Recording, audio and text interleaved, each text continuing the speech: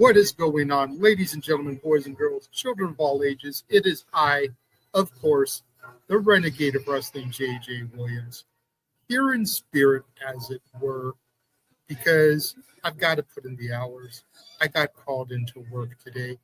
Priorities over passions, as our good host always likes to say, but I could not let episode 150 of Simply Predicting go by and not make an appearance, not be here to congratulate the simple man with the spectacular voice, Noah Foster, on this milestone achievement.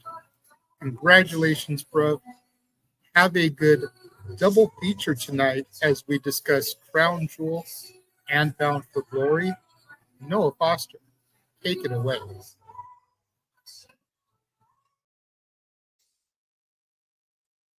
What started with Evolution 2018 has evolved 2025, 7 years later, into a constant love for discussing and predicting, simply put, all things wrestling. As indeed, I bring you a double feature tonight where we will find out who is the crown jewel of WWE and who truly in TNA is bound for glory, as this is episode 150 of what has become Simply Predicting. Welcome to this special double feature discussion and thanking everybody that has been involved in this revolution and evolution of wrestling predictions that has always been televised across the internet. Without further ado, let's go ahead and get right freaking into it.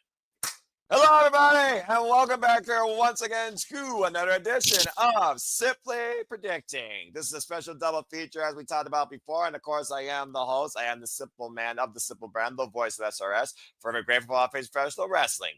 Damn it. And my name is Noah Foster. First and foremost, thank everybody that's joined me on this fun little journey, whether on video or in the prediction leagues, of course, that are predicted in some form of facet of professional wrestling, whether it's New Japan, whether it was AEW, whether it was WWE, ROH, TNA, whether right now, of course, it is NXT that's become its own thing as far as leagues go, or anything that I pretty much predicted on that I could think of over the years. So thank you all so much that's been along for this 7-year ride. It's been a hell of a time, and it's not letting up anytime soon.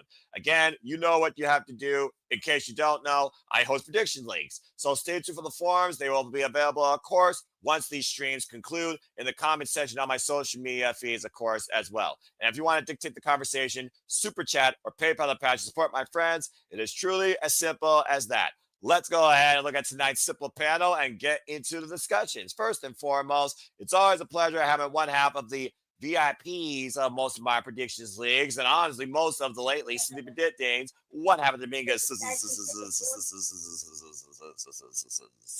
Emmanuel Dominguez has joined me tonight for another edition of Simply Predicting. Emmanuel, good to see you. How are you feeling about WWE Crown Jewel or TNA Bound for Glory? I think TNA Bound for Glory is. I have more hype for it than WWE Crown Jewel, to be honest. And that's a good thing for TNA. I mean, who would have thought me saying like a year from ago, me saying that I'm hype more hype for a TNA pay-per-view than a WWE pay-per-view. I must be dreaming. But it's what it is. Like a WWE is a mediocre storyline. They just floating by without care, without people getting pissed off, saying the product is stale and everything like that. They're finally gonna hopefully do something about it, but who knows if they're gonna listen or not? Because they listen to the fans. So it is what it is. Fair enough, but again, it just goes back to that outlook that I've been developing since I started this. At the end of the day, just enjoy life and enjoy professional wrestling, and there's truly more than one brand, and you don't need to fall down and get back up like tub thumping to figure that out. So thank you for that, Emmanuel. Appreciate you, and I love that outlook.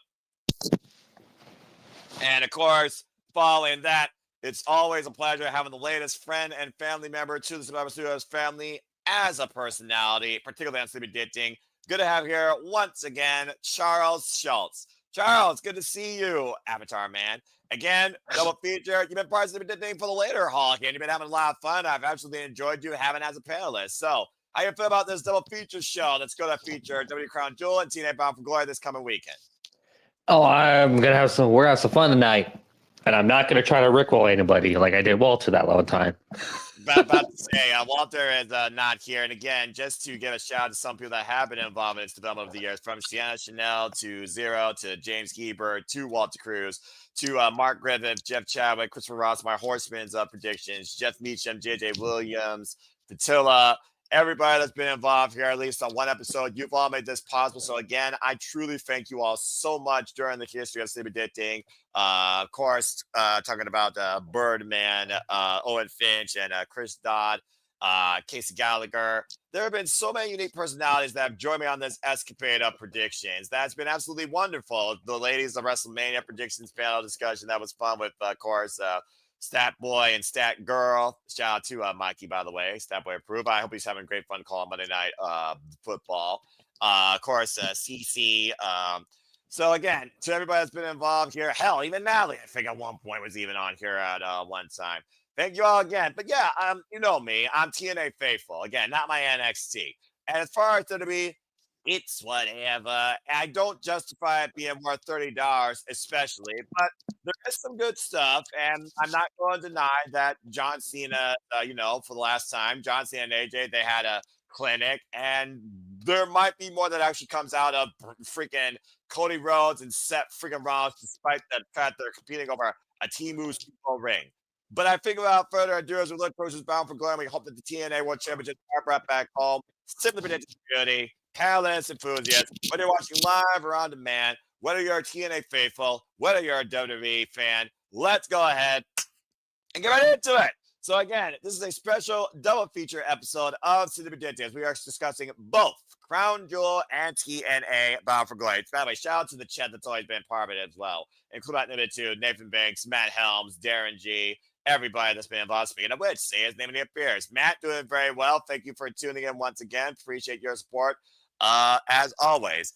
Again, there's so many other names I could say here, but we'd be here all night long. And I'm trying to Tony Khan this thing down to 90 minutes, especially with only two of you here. So maybe I won't have to deal with too much madness. But yes, this is a special. You always jinx it, Noah.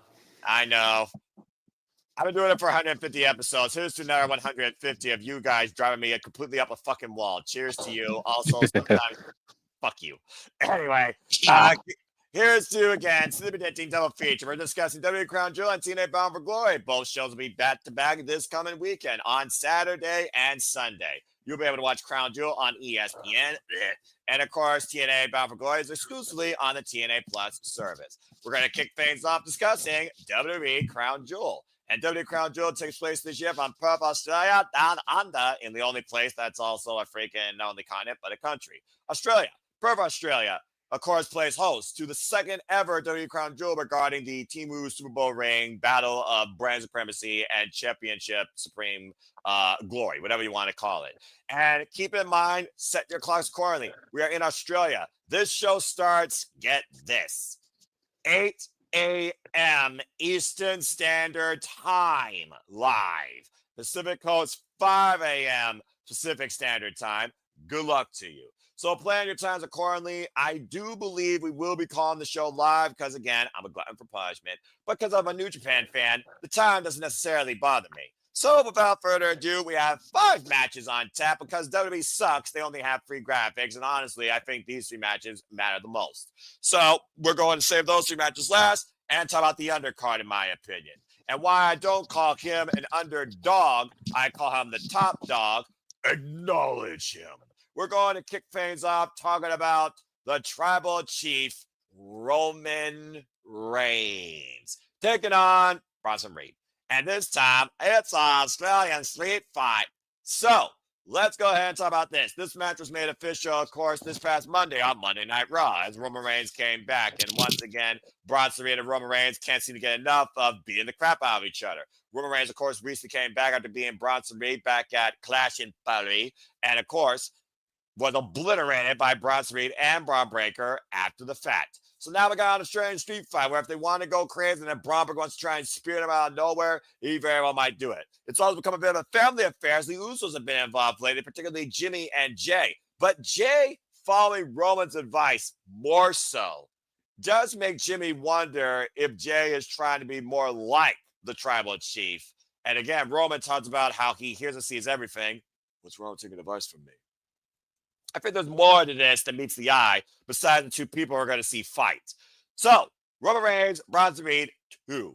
A stallion street fight. If there's not Vegemite, a didgeridoo, a eucalyptus tree, or a stuffed koala in play, I'm going to be disappointed. Or a boomerang, because why would you call it a stranded street fight if you don't involve those weapons? Or a cricket bat. I think cricket's big also down there. I don't know. Let's go ahead and get y'all's predictions towards this. Manuel, Roman Reigns, Bronson Reed. Is the result going to be the same? Is the aftermath going to be the same? Do you see things playing out differently here? Could it be a tease to lead into War Games, which of course you, Dattila, and others are going to take part in live in San Diego, California, next month? What do you think? Well, I think this is the time where Bronson Reed with WWE Logic 50-50 booking, because it's a street fight. You know, Braun Breaker is going to try to help his fellow man and try to help him to win.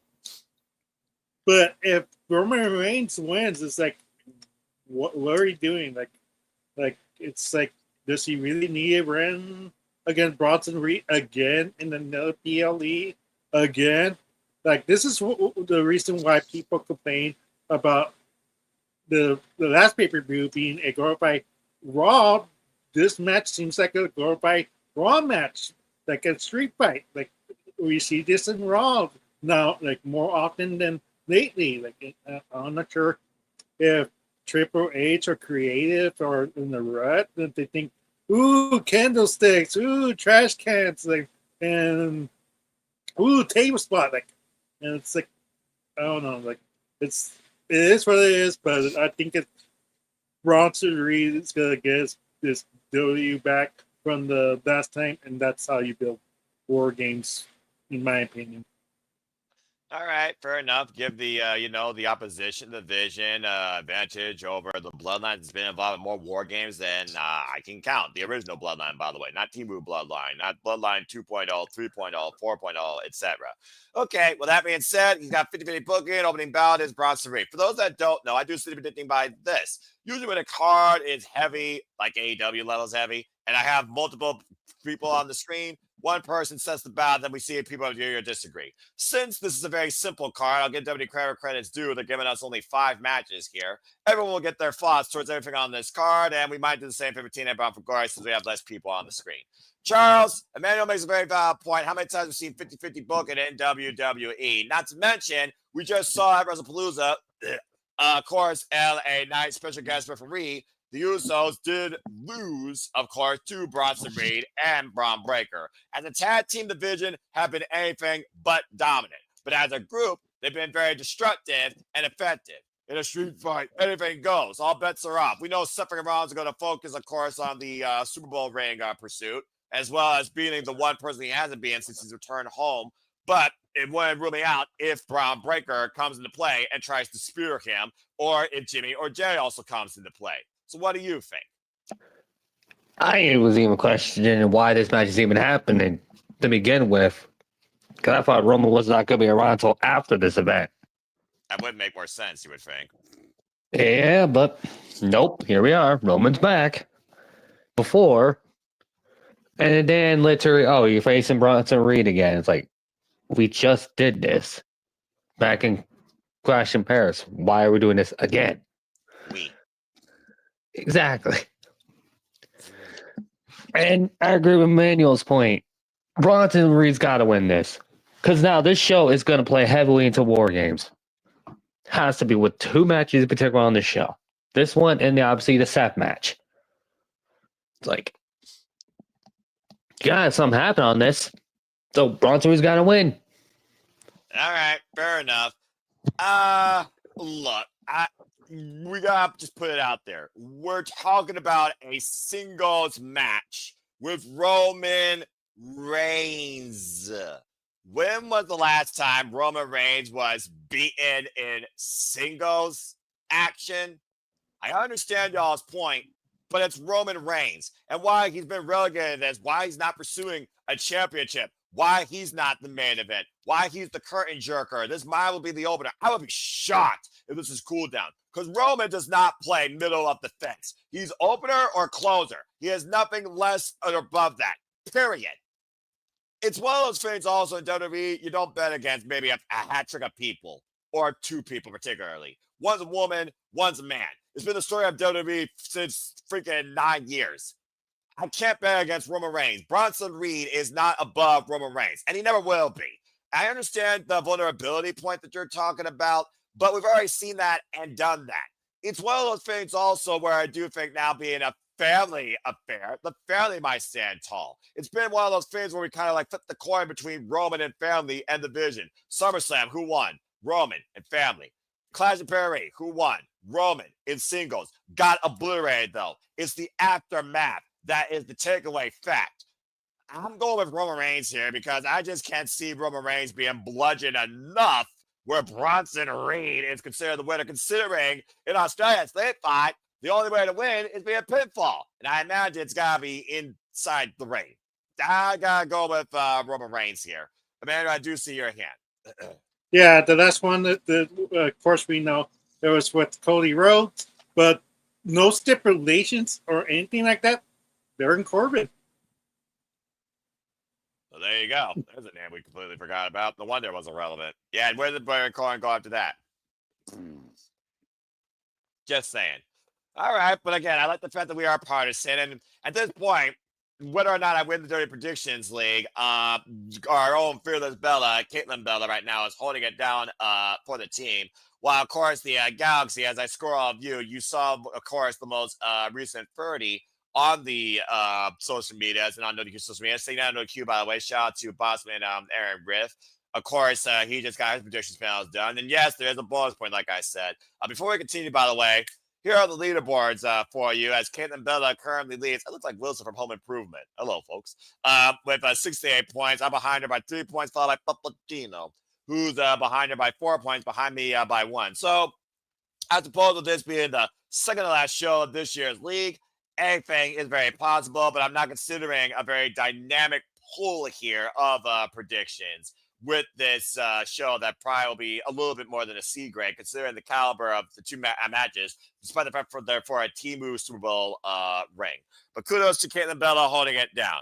And as far as the Galaxy, my own Horseman prediction, Mark Griffith, he's holding it down in first place alongside Richard Morales at 65 points, while Ashley is right behind them with 64, but the very other people are also close, including Adrian, Ian, and I hope that the Deanna's Michael Wayne had a great happy birthday. Of course, the inaugural winner of the NoDQ Galaxy Predictions League. So keep the predictions going, folks. Of course, this is again the second to last show. There's only one more show to this before this year's league close. And speaking of closing, of course, me and Papagino will be with predictions post-mortem this coming Wednesday, 6 p.m. Standard Time for WWE Crown Jewel. Please join us there if you haven't already. Support Papagino today on, of course, his YouTube channel. Congrats on hitting 800 subscribers.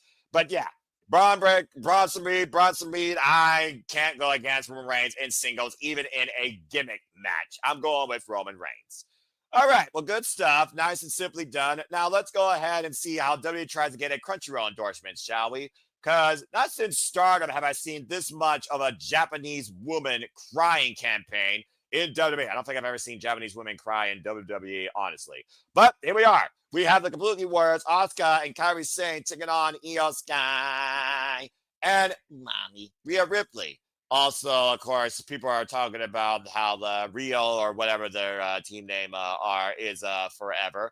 Of course, we saw a fallout and the tensions being built ever since Io Sky lost the Women's World Championship at WrestlePalooza when Asuka says, "Let us help you," but Io wanted to do it on her own. And Asuka's like, okay.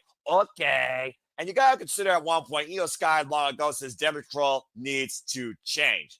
Who knew the change, though, would be more Io Sky becoming the breakout star and Asuka going full-fledged freaking Yakuza heel on her with the freaking Miss and being the venom in her existence.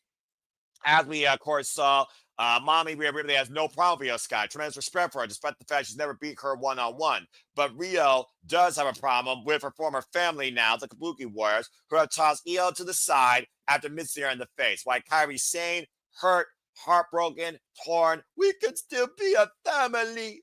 Of course, right now it's underneath Asuka's own manipulation. Whether or not she turns on her, that's beyond the conversation. So we got a tag team match because Mommy Rhea Ripley has to be involved. We're down under in Perth, Australia. Just saying.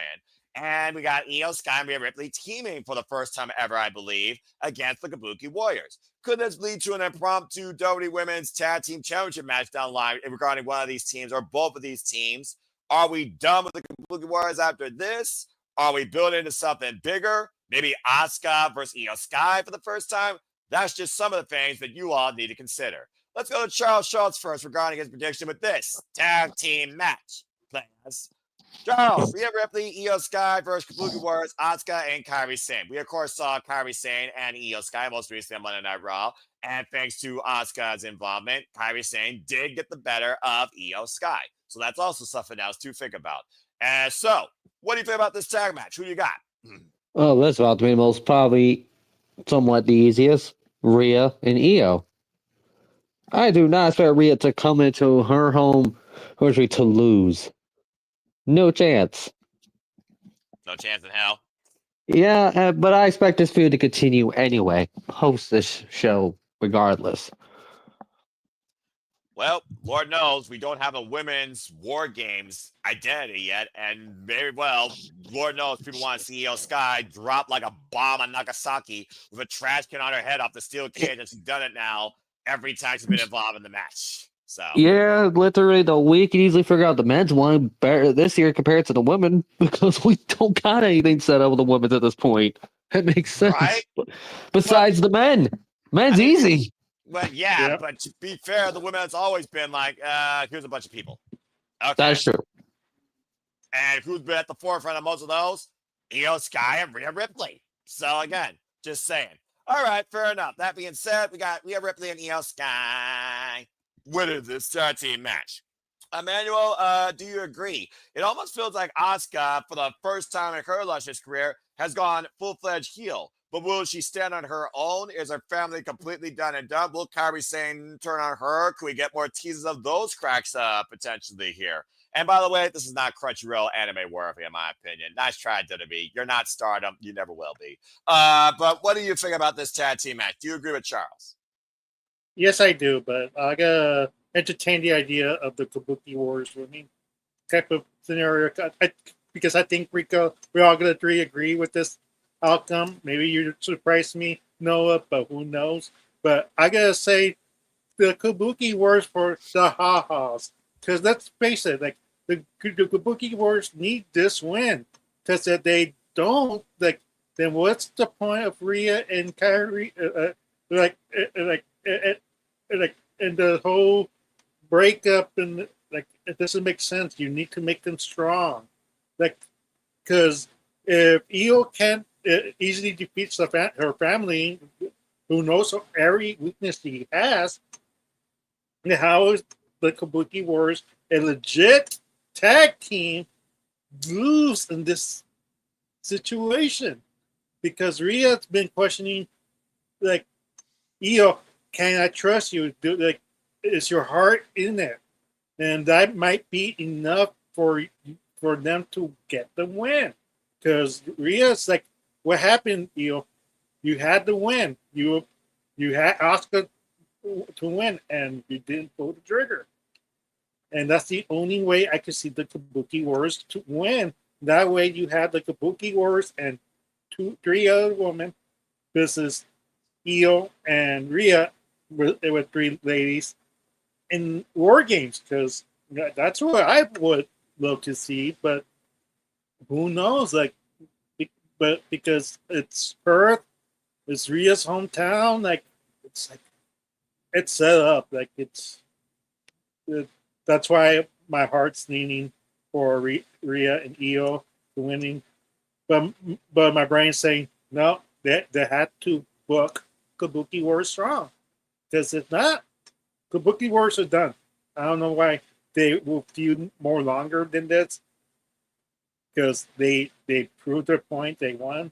Io doesn't need her family, because basically her friend Rhea helped her win over her family. So it's like there's more story to be in the meat, and to just cut cut to the chase. So hopefully my brain's right, but my heart goes Io Amani. Well, you do bring up a point considering Io Sky was given a picture while she was being checked after being misted by Kairi Sane of their family. Whether or not she still has that with her, she did tell Rhea that it's me and you versus Kabuki Warriors, and I am ready. And of course, Rhea Ripley has no ill will towards Io Sky. Feels sorry for her, honestly. But I do think there is more to come out with Rhea and Io together then as singles going after the championship for the time being, since people wanted to get Rhea Ripley, mommy, away from the title for the time. So it is one of those things where I do think that this feud is not going to be over, and it doesn't end until we see Kairi Sane turn on Asuka, and Asuka is completely on her own, and she will curse in Japanese once that happens. And I don't think it happens come Saturday. But yeah, because the fact that again, WWE also booking. If one side goes in with the momentum, they're going to lose. The villains right now have the momentum, and it's going to be psychological warfare on Io Sky. No doubt about that. I got to go with Rhea Ripley and Io Sky here as well. There's just no way they can win, especially first time together as a tag team. You will literally end this thing before it freaking started. They might as well go their separate ways like the Journey song if they lose here, and neither one of them are involved in WWE affairs for a period of time. Now, truth be told, Io Sky is going to go take on Mayu Iwatani and Marigold. Yay. But Rhea Ripley, what's she doing? What's next? What's she doing? I'm just saying. So, yeah, I got to go with Rhea Ripley and Io Sky here. I do see your hand. What you got to say real quick? Just say real quick, no, like the moment of this feud is when Kairi finally walks off on Asuka, and Asuka's screaming, Kairi!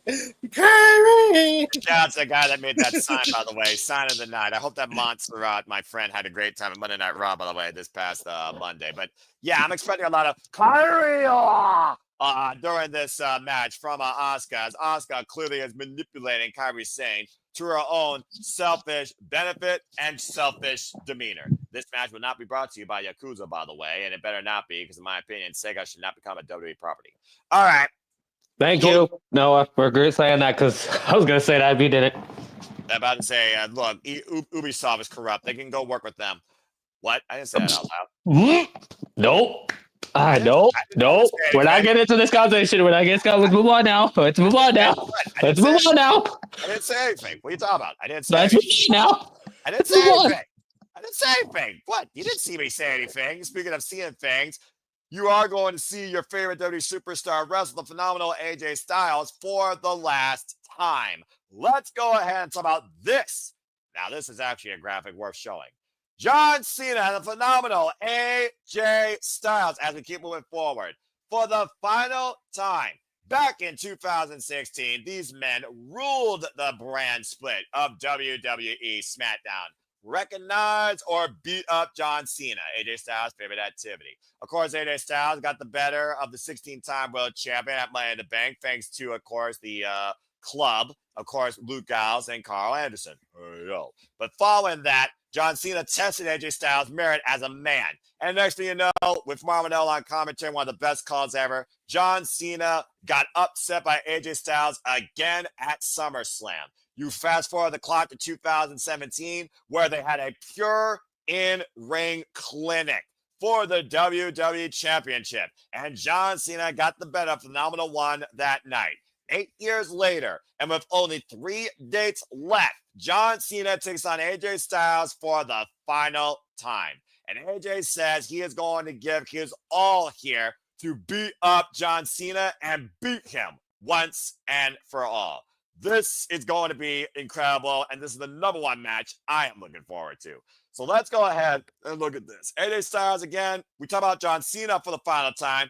AJ Styles already confirmed next year he's pretty much done. He's not resigning, and he's not going to continue. He's finally going to lay up the boots and be done with his in-ring career. Cannot blame him for how long he's been involved here, 25 plus years. Thank you to the Phenomenal One. John Cena, of course, as I talked about before, it's the last time in Perth, Australia, and it's the final date. He only has, I believe, 3 dates left. Madison Square Garden, San Diego, California, Survivor Series. And, of course, his final match will take place on Saturday night's main event in the nation's capital, Washington, D.C. Of course, we saw his last match against the Maverick Logan Paul. As much as I hate to say it, that was one of the best matches he's had this year, and one of Logan Paul's best matches in his young WWE career, pulling out all the stops, including not limited to Adam Copeland's spear. So what sort of nostalgia throwbacks, whether it's a Bullet Club or whether it's WWE Superstars, can we get out of here where both men push each other to the point they have to out-wrestle one another and maybe out-history one another? Let's go ahead and kick things off with Charles here because I said so. Charles, this is going to be a phenomenal match, pun intended. But do you see AJ Styles getting the best of John Cena in their final encounter, or does John Cena do it again and keep the score basically at, I would say, 2-2? Considering right now it is 1-2 in favor of AJ Styles, their fourth ever singles match here. One, I gotta correct you. This is not 3 days left because Cena is also booked for the Boston show in November. At Raw. Okay. I forgot about that. That's right. So he's booked for 2 Raws and then Survivor Series, and then pretty much Saturday's main event. He's done. Gotcha. So we still got a lot more of Cena between now and at least. Okay. But as far as this match goes, this is gonna be the best match on during his run now because he's going against AJ. And that speaks for itself. As far as who wins, consider by the time next year these two are done for not going to be around anymore. Whew. Consider Cena lost back at WrestlePalooza. Cena's going to win this. It's only fair. You think 50-50 booking for John Cena is justified after he got obliterated by Brock Lesnar again? And considering that's never going to be followed up on, so. Well, I mean, they say never, but again, like you said, the clock is ticking. They stick to the word of one last time, so. Yeah, it looked like Brock Lesnar literally threw away the wrestling, the UFC goes, he's like, I'm done with this boy. Now, whether or not he's done here overall, stay tuned, folks. We'll talk more about that and what more likely will be the main event. All right, fair enough. So you do have John Cena beating AJ Styles again. Yeah. Okay. Regardless, the match's going to be good anyway, so I think that's what matters at the end of the day. Cena and AJ. Yeah, I'm about to say, with these two, I mean, just, again, fight forever. Again, we saw how far they went. I'm going to go rewatch their match at SummerSlam and the Royal Rumble just to prepare me for this, because I do wonder, how do you surpass the pilot, the original? How do you renew that magic? And can they still do that? Just saying. Emmanuel thinks not. So I guess we'll find out here. So, hi, Emmanuel. Now, don't worry. Jeff Meacham, Datula, Arlene Dominguez is not here to beat you up with a shakla. So you're absolutely safe to say whatever the hell you wish, honestly, about this match and your prediction. So, that being said, he picked John Cena. What about you?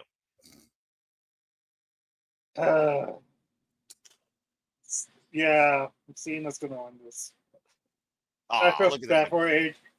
I feel sorry for AJ Styles. And he did his best to promote this match, but it's yeah. She listening. Yeah, Hello, Arlene. Appreciate you. She's listening, but she's gonna attack me in the morning. she's gonna arrive late. So we'll see Emmanuel in the chat now. We know why. Yeah. Anyways, like that's the more interesting match in San Diego and Survivor Series. Jeff, with Attila, Arlene, this is me, 3-on-1. Anyways, this is more interesting match than this match. That's why I'm not even talking about it. But I have to say this. Like a lot of people have been complaining about John Cena's final run. That it's been bad. It's been stupid. Like it's the waste of a farewell tour. Guess who made his schedule? Who signed this contract? John Cena.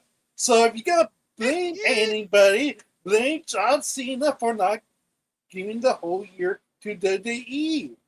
This is why Cena's run felt so flat. Like it's falling hard and face, like on the concrete, really hard. Like, and you'd be like, you okay? You are you fine? It's that bad. I just be honest. If John Cena was gonna say it's for her, we should just sign the whole year. We could have got a lot more matches that we did not see because we've been seeing. Yeah, we could have seen Carmelo versus Cena. We could have seen Martet Ford versus Cena. We could have seen Joe Henry versus Cena. We could have seen so much. Damn it! He said his fucking name. His name and he appears. I believe in Joe Hendry. You couldn't help yourself. But it's been talked. That's why I mentioned. Fair enough. So it's one of those things like who do you blame? WWE? Don't blame WWE. Blame Cena. We could have made this this final year going turn to turn and made WWE lots of money. How many people would have gone to Raw and SmackDown and like in pay-per-views if he was if he stick to it? But no, once Cena died down, people stopped going to Raw. People stopped going to SmackDown because they weren't going to see their favorite hero John Cena anymore. That's why it's been bad. And I'm not sure it's Cody Rhodes is not the answer. They really need to think this out because once Cena's out, I'm not sure how many people are going to stick seeing their DE. To be honest, it's one of those things that you need to start. They need to start thinking who's going to be their next Johnson. It's not going to be Roman Reigns because Roman Reigns is already a part-time. That's what it is. So someone has to be holding the throne for long and be there consistent. And Cody Rhodes is not the answer. Because right now, he's really dragging the narrative down, and it's not his fault. It's just we're done. It's time for his character to evolve. Fair enough. But that being said, with the outlook of who's the next guy that can show ruthless aggression and be the next, torchbearer, leader, babyface, full-time, young particularly, of the WWE. But either way, he does say, like Arlene in the chat, good to see Arlene Dominguez in the chat. Appreciate again the Dominguez's, as always. Again, folks, follow Dominguez. Appreciate you, Arlene. Good luck in all your educational endeavors. I'll see you soon, I'm sure, on City Predicting once again. She also says John Cena. And that being said, it is unanimous. I do agree with you all about, as far as this match goes, that John Cena does deserve to win. And I do think it's going to be a respectable bout. And I think it'll be pretty cool to have John Cena and AJ respect each other after the match. A handshake, a subtle embrace.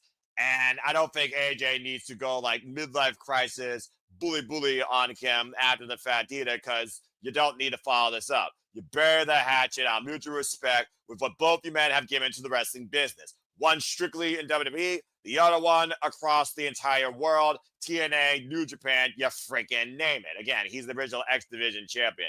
And we'll be talking more about that here pretty soon, folks, I assure you.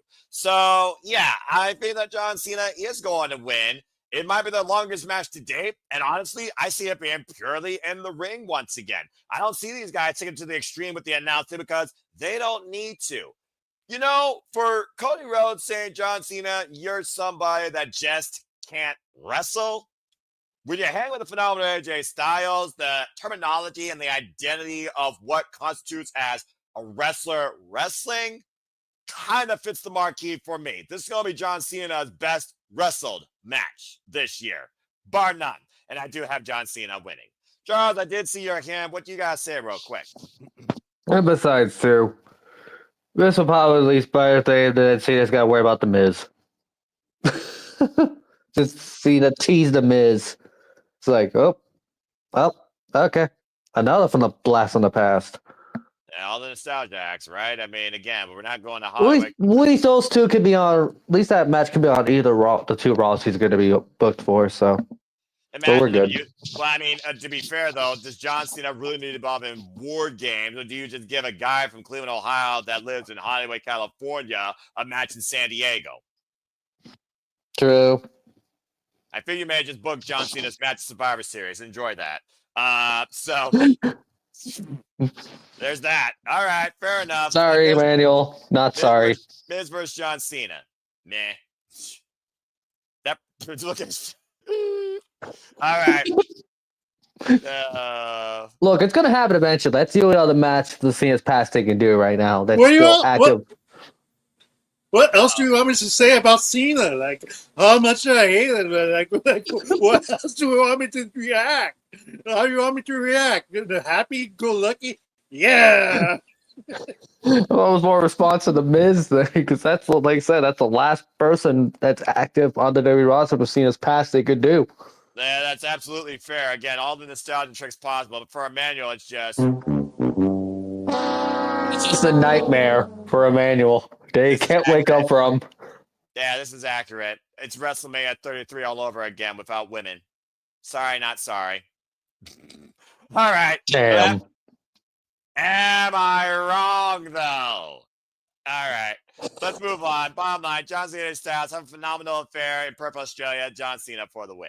Okay, let's go ahead and move into what the theme of the show is about. There's a reason, folks, why the show is called Crown Jewel. Put your chess pieces on the board and feature now who will be your king and your queen. Not of the ring, but of Crown Jewel. Down under in Australia, fighting for a theme of Super Bowl ring. Let's go ahead and talk about first the women. Ladies first. Standing about her, the Raw Women's Champion, the WWE Women's World Heavyweight Champion, takes on It's Tippy Time, Tiffany Stratton, of course, the undisputed WWE Women's Champion, for the first time ever in one-on-one action for the Women's Crown Jewel Championship. A photo op with a belt bigger than either woman's waistline and a Temu Super Bowl ring that probably pawn off at Pawn Stars. I mean, again, I saw WWE Hall of Fame ring pawned off. So, again, do these rings actually matter? Just saying. The inaugural winner last year was Liv Morgan. Watch her. You can't watch her. She's injured. All right. Legitimately, though, let's talk about both of these women. Fuck the ring. No one gives a damn about the ring. We care about the match. I do think people actually care about this match. Tiffany Stratton and Tiffany Stratton are both trailblazers from NXT. Okay? That's a bet. There you go. Again, we so much talked about the Australian street fight without Vegemite. Imagine if Vegemite was involved in that. Yeah. And the Crunchyroll Temu anime that WWE's trying to book with Kabuki Warriors and Io Sky and Rhea Ripley. How does Australia fit in anime, though? I'm just saying. Never mind. I probably have an answer for that, but I don't. We don't want to be here forever. Oh, wait, we're going to be anyway. I'm about to say, I'm dealing with you two, and already we're at the 42-minute marker, so you all are doing it. We're still, for the first show, we still got Battle of Glory to worry about, so I don't want to make it extra longer. We're more excited about that, too, let's be honest here, and I do think we actually won't have any visceral towards that, except me, because I don't care about NXT, and Trick Williams is an ass clown. I was going to say, no, you ain't going to be calm during that. What the hell are we talking about? I'm going to be biased as shit. You kidding me? But okay. You just said me and Manuel might be the most normal during that. No, none of you all are normal. All right. I'm just simple. Okay. Let's get back on track here. So Arlene Dominguez is already echoing her voice. Then about for win. Okay. Standing about Kerr, of course, who won the WWE Women's World Heavyweight Championship against Io Sky WrestlePalooza. Has not had a single defense yet, but now she's defending the honor, the prestige, if you want to call it that, of the Raw Brand Women's Championship and her pedigree as a champion. Why Tiffany Stratton has proved that it's tippy time all the time, no matter where you are in the world. Here in Australia, once again, not the same arena, but you remember last year at Elimination Chamber, she dived up the top of the damn structure and the world screamed tippy time. Ever since being the Fridge Nia Jax, shout out to DJF Rockin' Ropes, tippy time has ruled the world, including wins over Charlotte Flair and Trish Stratus. But has tippy time ran its course, and is the clock about to strike midnight on this run before we know it? We know it's not going to be against that bitch. Jade Cargill's never going to be a champion at this point because she wasn't the WWE original. Let's just call it as we see it.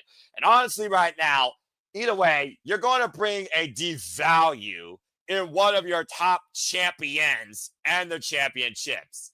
Cause and effect. Let's just call it as it is. Gunther was never the same last year when he lost to Cody Rhodes. And as far as the women, who was the champion on the opposite brand, I don't even fucking remember. All right, so we got Tiffany Stratton versus Stella Cure, first time ever, former NXT alumni, both former NXT Women's Champions. But who takes the Super Bowl ring after Stella Cure had a family moment, achieving a dream? Why Tiffany Stratton might as well be wearing every piece of jewelry from the most expensive jewelry store off Beverly Hills Avenue. Let's go ahead and get your thoughts towards this. Since Arlene Dominguez kicked things off, we'll start off with the other Dominguez here on screen. Emmanuel, do you have Stella Cure or Tiffany Stratton? On paper, it's that's to be Stephanie Becker. I mean, I think that he planned this all along. In a way, it makes me wonder if Noah. My question to you is this: if Cody Rhodes was to defend his crown jewel, if Liv Morgan was not injured, would she replace Stephanie Becker in this moment? And defending her title against Tiffany Stratton, or they have to pivot. Like it makes me wonder it because Io Sky versus Liv was talked about before she got injured, so it makes me wonder if that was the original plan, and then the pivot because she was out. I think Triple H originally wanted somebody to have a hand covered in those Temu Super Bowl rings. So yes, I do think that was the original plan. Plus, both young, both blonde, both marketable. It writes itself. It would not surprise me one bit if Liv Morgan Tiffany Stratton was the original plan all along. But we have to pivot. Okay. That's my question.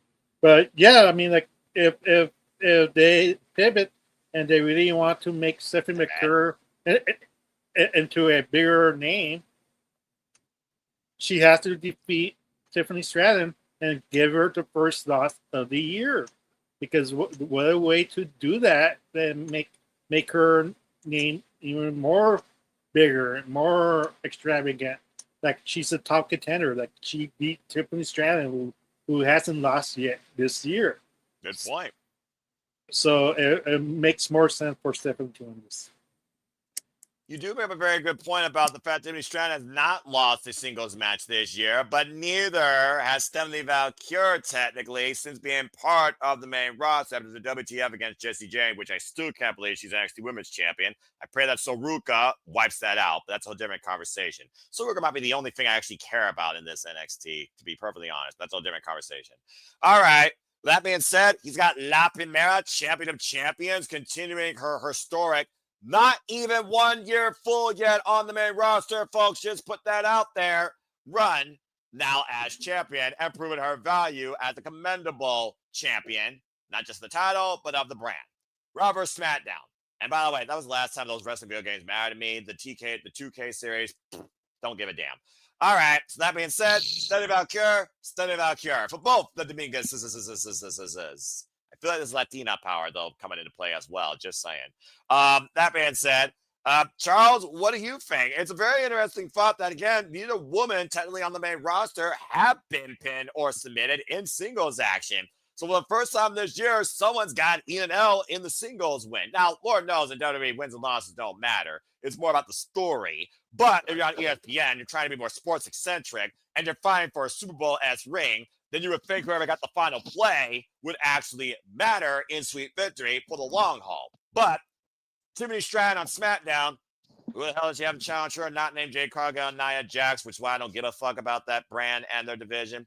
Stephanie Valkyrie, fresh start, but they're actually going to push somebody like Maxine Dupree, like Ivy Nile, like Roxanne Perez, like Lyra Valkyria, like Bayley. Just saying. So, just some thoughts out there. Again, cause and effect. Regardless, one championship and one champion is going to be considered weaker than the other. What do you think about this? There we go. You're not wrong. This is more than the women's match. Just this year is not really has much story compared to the men's this year because that has a lot more story. The men's has a lot more story because it doesn't even need to involve the Crown Jewel title, honestly.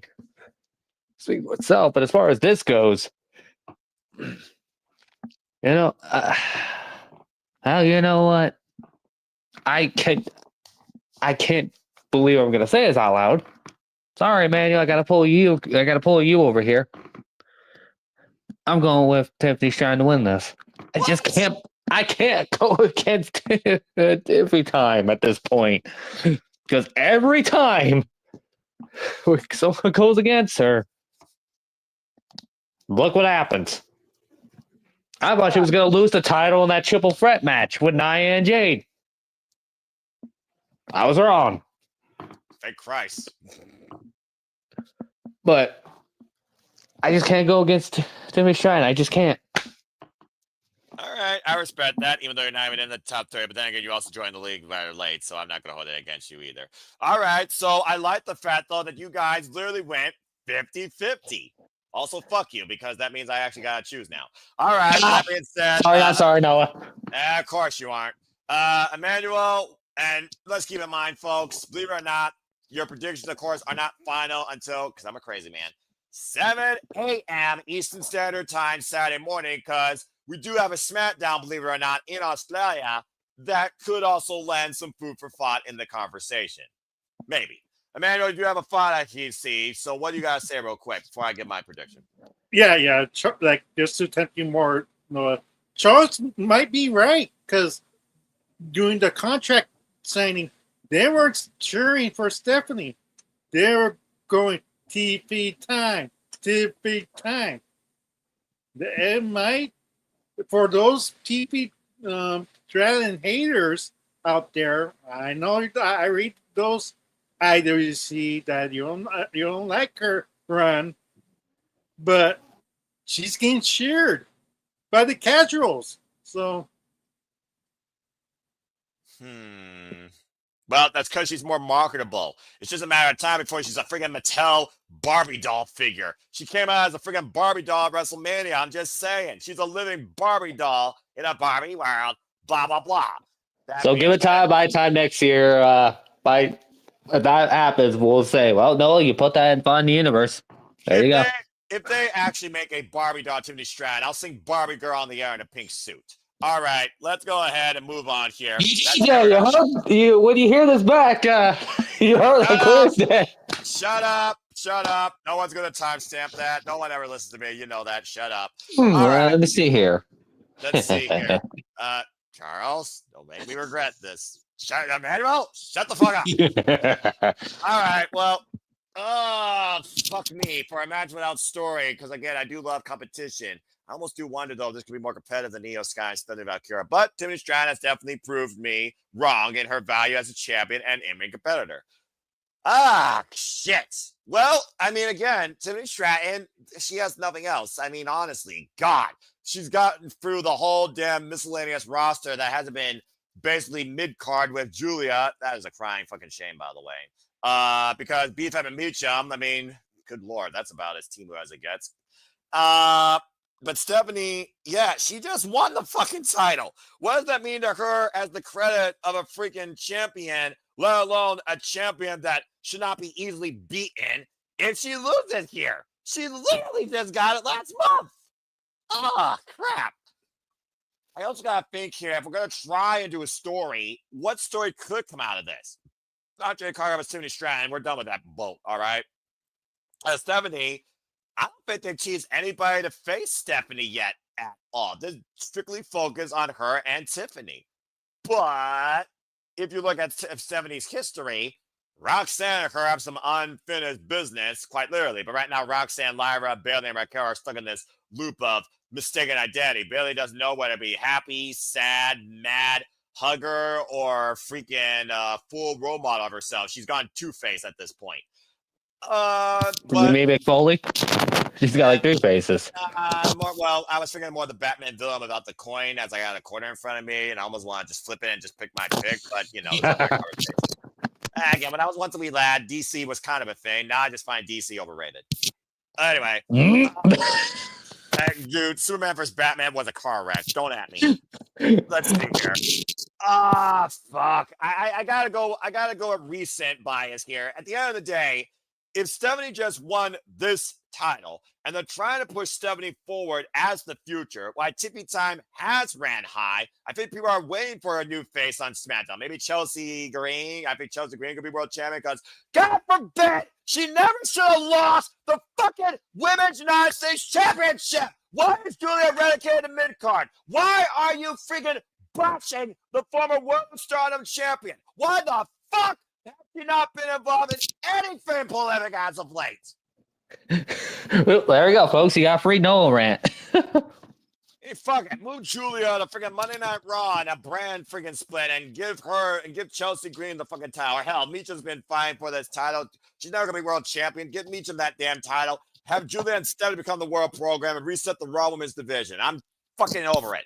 So that being said, with that aspect in mind, and pray to God that maybe that happens, I gotta go with Stephanie winning. I think Stephanie needs to prove her value as champion and needs to raise the value of this championship, which, let's be honest here, since Liv Morgan and Rhea Ripley, there has not been a long-term prolific champion of the Raw brand for the women. With all due respect to Io Sky, and everyone loved her, she had like one defense.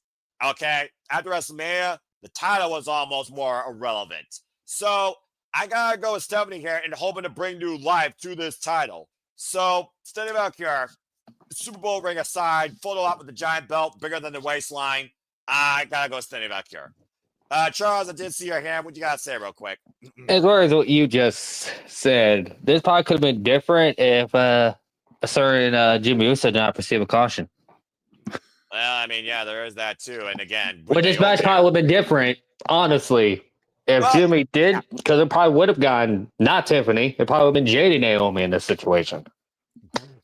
I still say they're never going to give Jade the title. But also, if you remember correctly, Naomi and Tiffany, their bad blood goes all the way back to Australia last Elimination Chamber when, oh, yeah, that's right, Tiffany eliminated Naomi. Just saying. True, but they probably would have done the Jade match. Instead. Maybe, but the jury is out. Either way, we got mostly Stephanie's, and once again, Charles, the odd one out, as he has to be at least one match on every card. He went with Tiffany. Okay. Well, for a match that didn't have story, we tried to make story come out of it, if nothing else caused an effect. I will say this right now. I don't see either woman being involved in Survivor Series War Games because there's no reason. They're probably not going to defend the belts if they're not.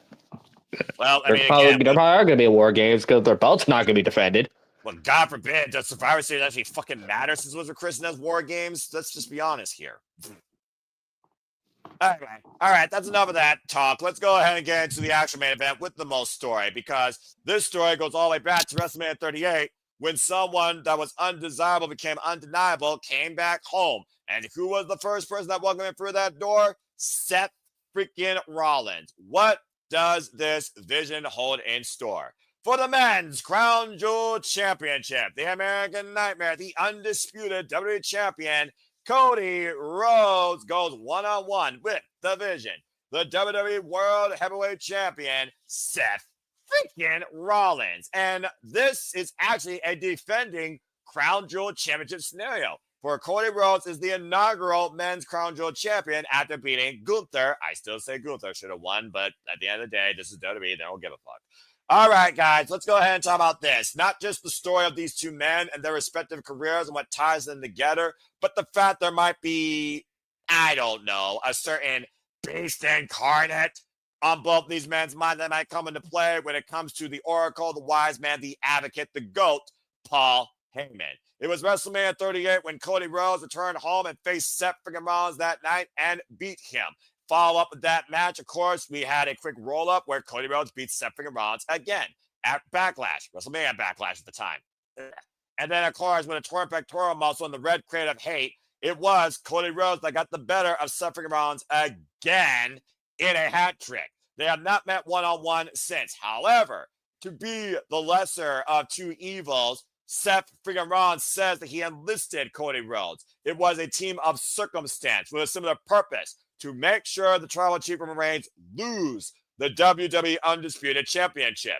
And even the Shield had to break out when Seth freaking Rollins was the Shield of Cody Rhodes.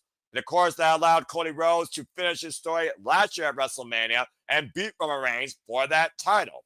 And of course, Cody keeps on echoing Seth with bad back, bad knee. He was WrestleMania's MVP, but they say they are not friends. And why Seth freaking Rollins might be clouded by his own judgment, stuck in the shadow of the Second City Saint CM Punk, even though he has the World Heavyweight Championship. Thinks the vision is clear. The future goes through him. Now it's to stick a sword through Cody Rhodes' heart and finally beat the American Nightmare one-on-one and prove that he is the better man. However, Cody Rhodes is wondering, Paul Heyman, are you truly with Seth freaking Rollins? Or let's talk about maybe your previous client, Brock Lesnar. So your prediction here is twofold. Not only are you trying to figure out who wins the Men's Crown Jewel Championship, not only are you thinking of Seth Rollins beats Cody for the first time, do you see Brock Lesnar show up and confront either of these men for either of those titles? Because Brock Lesnar has been in the conversation now since WrestlePalooza, particularly when it comes to everything in the vision goes through Seth freaking Rollins. Does it? Or is Paul Heyman once again the man with the plan? Benedict Heyman stabbing another client again in the back for his own selfish gain. Then again, absolute power. What's more absolute than the World Heavyweight Championship than Brock Lesnar? To be determined by you. Let's go ahead and get y'all's thoughts towards this. Charles, you kick things off. Cody Rhodes, Seth freaking Rollins, 4. Do you see Cody Rhodes once again upsetting Seth freaking Rollins? And does Brock Lesnar show up in any capacity during or after the match? One, this match is going to probably more likely will have a lot of interferences. Because let's be real, Seth can't take a loss in one-on-one. Cody can't. So you got to protect one of them as humanly possible. Unlike how it was with Gunther and Cody last time. So it's like Cody knows where to lose. You know what? Crazy enough, I'm going to say fucking Seth is going to win this match.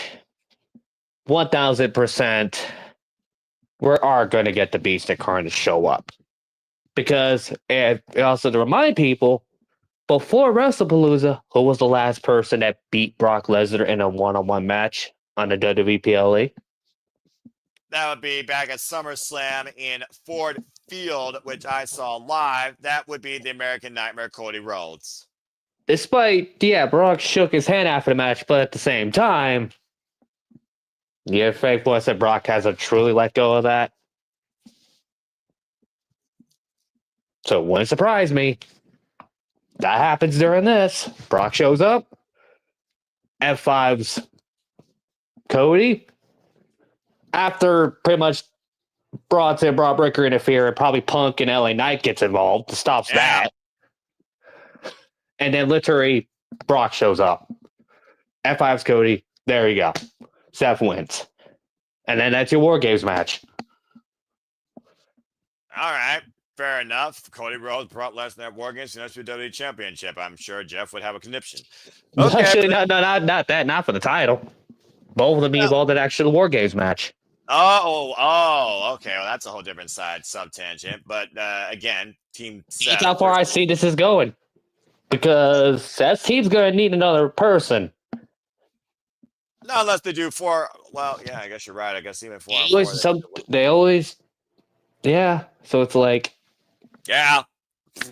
And LA Knight. It's just the problem is who's going to be on the babyface team because you got so much elements into the Usos.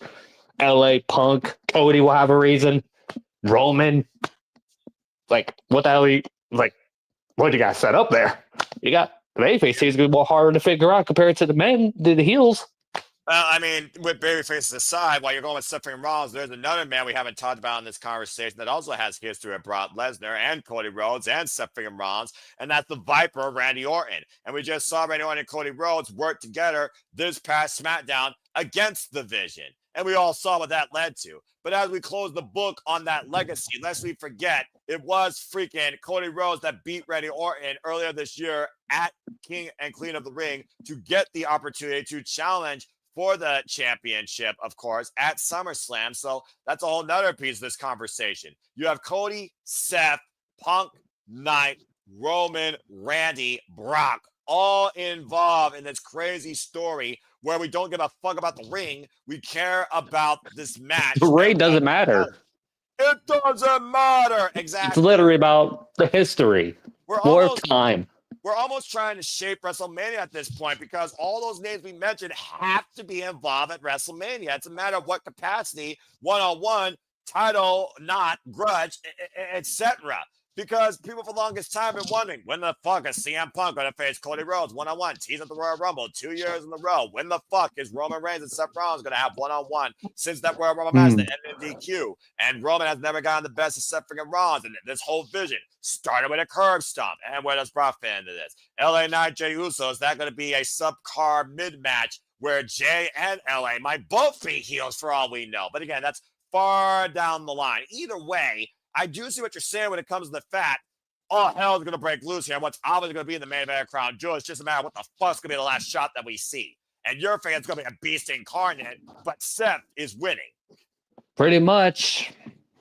Okay, fair enough. And it's going to lead right into War Games because this match and the Roman match is going to play super heavily into what we're going to get for War Games on the men's side.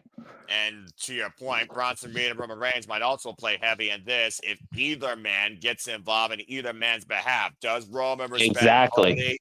Does Bronson Reed have enough still in him? Bronson Reed also from Australia, by the way. Oh, fuck. He's from Australia. Oh, fuck. I just realized that. Shit. Well, no, you're the island on your own there, buddy. Well, fuck me. Not the first time I've been on my own island of the relevancy, but subject to change predictions, Charles. Exactly. Predictions subject to change, not finalized till 7 a.m. Eastern Standard Time Saturday morning. I said what I said. But I do get what you're saying. That being said, great opening thoughts. Good Charles for that. All right, so he has Seth Rollins, and he does have Brock Lesnar showing up. Before I continue, you do see the Avatar Man to the right-hand side of me. Please welcome, of course, the Rage of Wrestling, the most reliable person of the Super Reliable Studios, and a long-time friend, also City of Addicting, Walter Cruz on voice. Walter, good to hear you. Well, the City of Addicting, episode 150. We're talking about WWE Crown Jewel. We're talking about the main event. Cody Rhodes and Seth Rollins, how are you? I'm good. How are you? I just came back from the doctors. How was the doctor, by the way? Because that's what I care about more. Good, All good. But yeah, it's 8:40 on the West Coast. That's why I'm just walking in. But so we're talking about the main event. I think based on subtle hints and things that are going on with Paul Heyman and everything, I actually think Seth Rollins is going to pull this one out. Oh, do you really? Yes, I think Seth Rollins is going to win. Okay. So we got two Seth Rollins. But do you think Brock Lesnar comes into play at all? Does Brock Lesnar prey on either man's mind, or Paul Heyman, of course, being the advocate to the Beast Incarnate? Do you think he comes into play? Let's not forget, Seth beat Brock Lesnar for the freaking championship in the opening bout back at WrestleMania 35. I don't think Brock ever forgot about that. No, but I don't think they're going to cough up as much money as it would take the Brock to get his ass to Perth. So I don't think he's going to be over there. I don't think I'd be so sure. I wouldn't be so sure, Walter. This cup, TKO can really, it's like, hey, here. It's like, don't doubt it. Well, not every couldn't, but TKO. Plus the money they're charging for these tickets. So yeah, they can get it. But yeah, I don't think Brock shows up. I think they'll wait till they're back in the States, and that first Raw when he's back in the States, he'll pop up. Okay, fair enough. So we got both Seps. One yes to Brock, one no to Brock. I like this dynamic. All right, well, let's go to Emmanuel now and get his thoughts on this. Emmanuel, let's also consider this. We talk about the women and the value of the championships and the champion. Both men won their championships at SummerSlam. Same situation here. However, Cody Rhodes is a two-time undisputed WWE champion coming off that defense against Drew McIntyre at WrestlePalooza. Seth freaking Rollins is now a two-time WWE World Heavyweight champion, and he's coming off a fatal four-way defense back at Clash in Paris, and he just lost the mixed tag match to CM Punk at WrestlePalooza. So those are other factors to consider here as well, where you almost would hope it would just come down to these two-men one-on-one. And it sounds like we're just calling all hell to break loose down under in Australia. So what do you think here? Do you agree with the consensus about Seth and Rollins? What's your thoughts on Brock Lesnar? Go ahead. I think we're going to be unanimous in this one.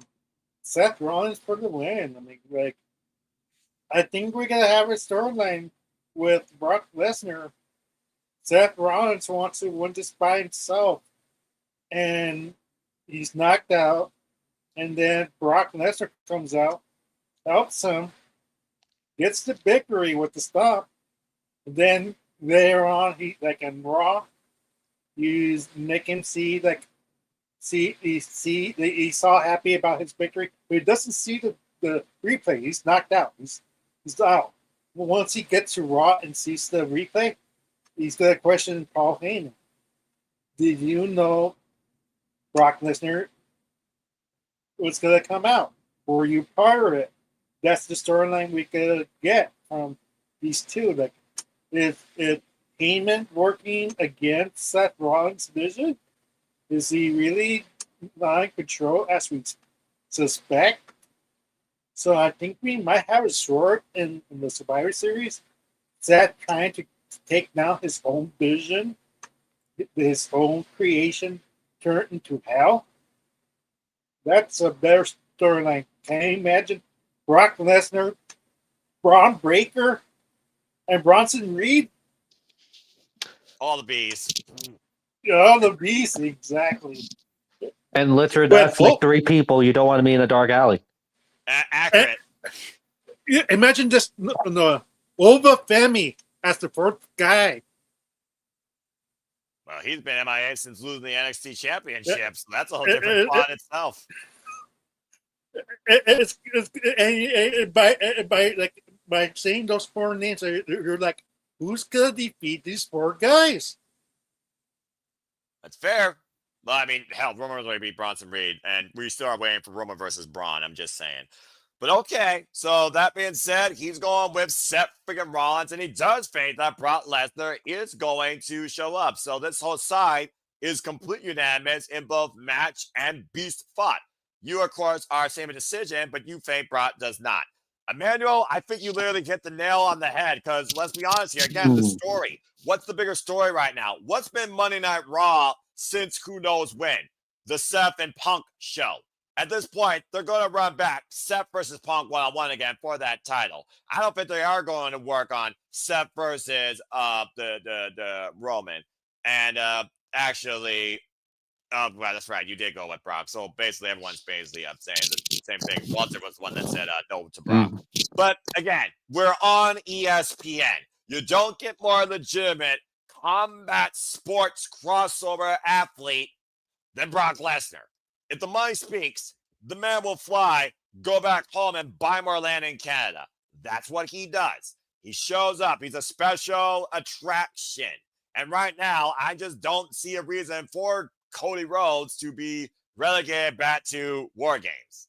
Again, it's just one of the things where I think War Games is such a trope right now when it comes to the value of the championship, the direction of them. And we, of course, talk about Survivor Series being the last PLE stop of the WWE calendar year. You got to start thinking about what that means for Royal Rumble, considering Royal Rumble's in Saudi Arabia next year. And also, if Cody Rhodes does win, he will make history becoming the first 2-time men's Crown Jewel champion and have 2 Super Bowl rings on his hand. Again, Triple H wants the idea that someone can win a handful of rings, whatever that means. But I also think about that. Is Cody the guy to be the crown jewel of WWE consistently? Is it almost just built in the formula right now? And again, do we need anything else to stroke Seth's ego? Don't forget, when is the release of Street Fighter? Because Cody might have to go away to do promotional stuff. Why would you want him having all this momentum and then disappear from your company again? Yeah, that's also a fair point. But at the end of the Next day, year, so we're good. Yeah, we got some time, and I figured that Cody would not let that, derail him too far off from being the face of WWE. Let's call it what it is. He's the face of TKO, not CM Punk. But again, I think about everything that could be ahead at WrestleMania season next year and how long this vision keeps moving forward. We know we're going to get the vision involved in War Games. It's truly as simple as that. You're going to have a Kabatch babyface team. It's probably going to be Punk and Cody teaming up to tease further that match finally happening. It's probably going to be Roman, Punk, and Cody, considering the chemistry all three of these men have with each other, and they all hate Seth freaking Rollins. And then you got LA Knight because it's California, and LA hates Punk, but he also hates Seth freaking Rollins even more.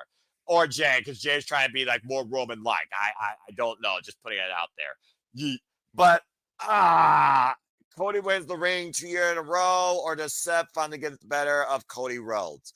Do we close the book on Seth and Cody, or does Seth keep in that proverbial shadow that he can't beat Cody Rhodes? I'm a little bit torn here. I do understand y'all's point about being kind of unanimous. It kind of makes sense for all hell to break loose. Everyone's gone. Everyone's dismissed. Brock Lesnar comes out. F5's Cody. You build and tease. Cody Rhodes versus Brock Lesnar for the Undisputed WWE Championship.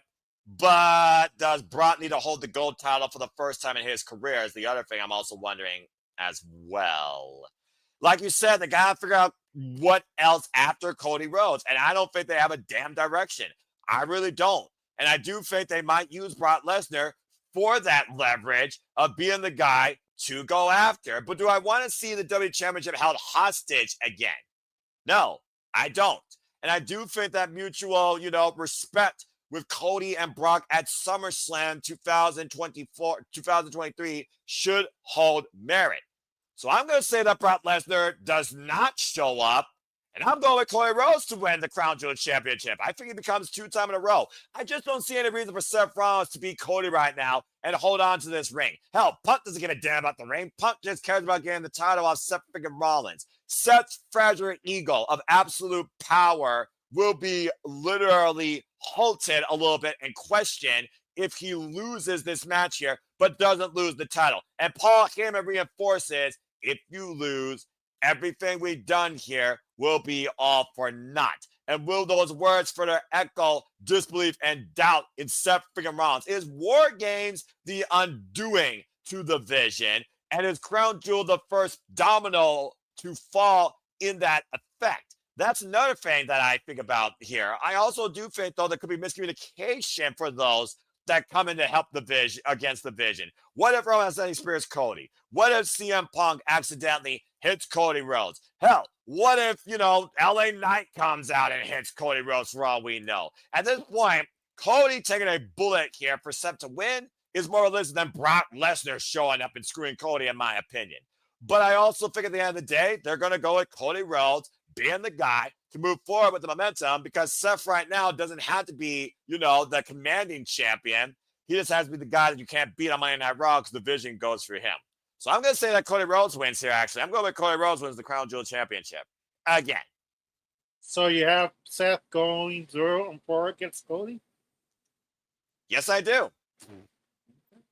I think it's one of those things that Seth cannot beat Cody Rhodes. I was calling for him being the sword to Cody's shield at the end of the year, and clearly that won't be a case. So I think at this point, the only way Seth beats Cody is if Randy Orton drops Cody Rhodes, in my opinion. You finally build Randy Orton versus Cody Rhodes one-on-one for the championship, and Randy Orton goes full heel. But do we need Randy Orton to go heel again, honestly? I don't think so. Not yet.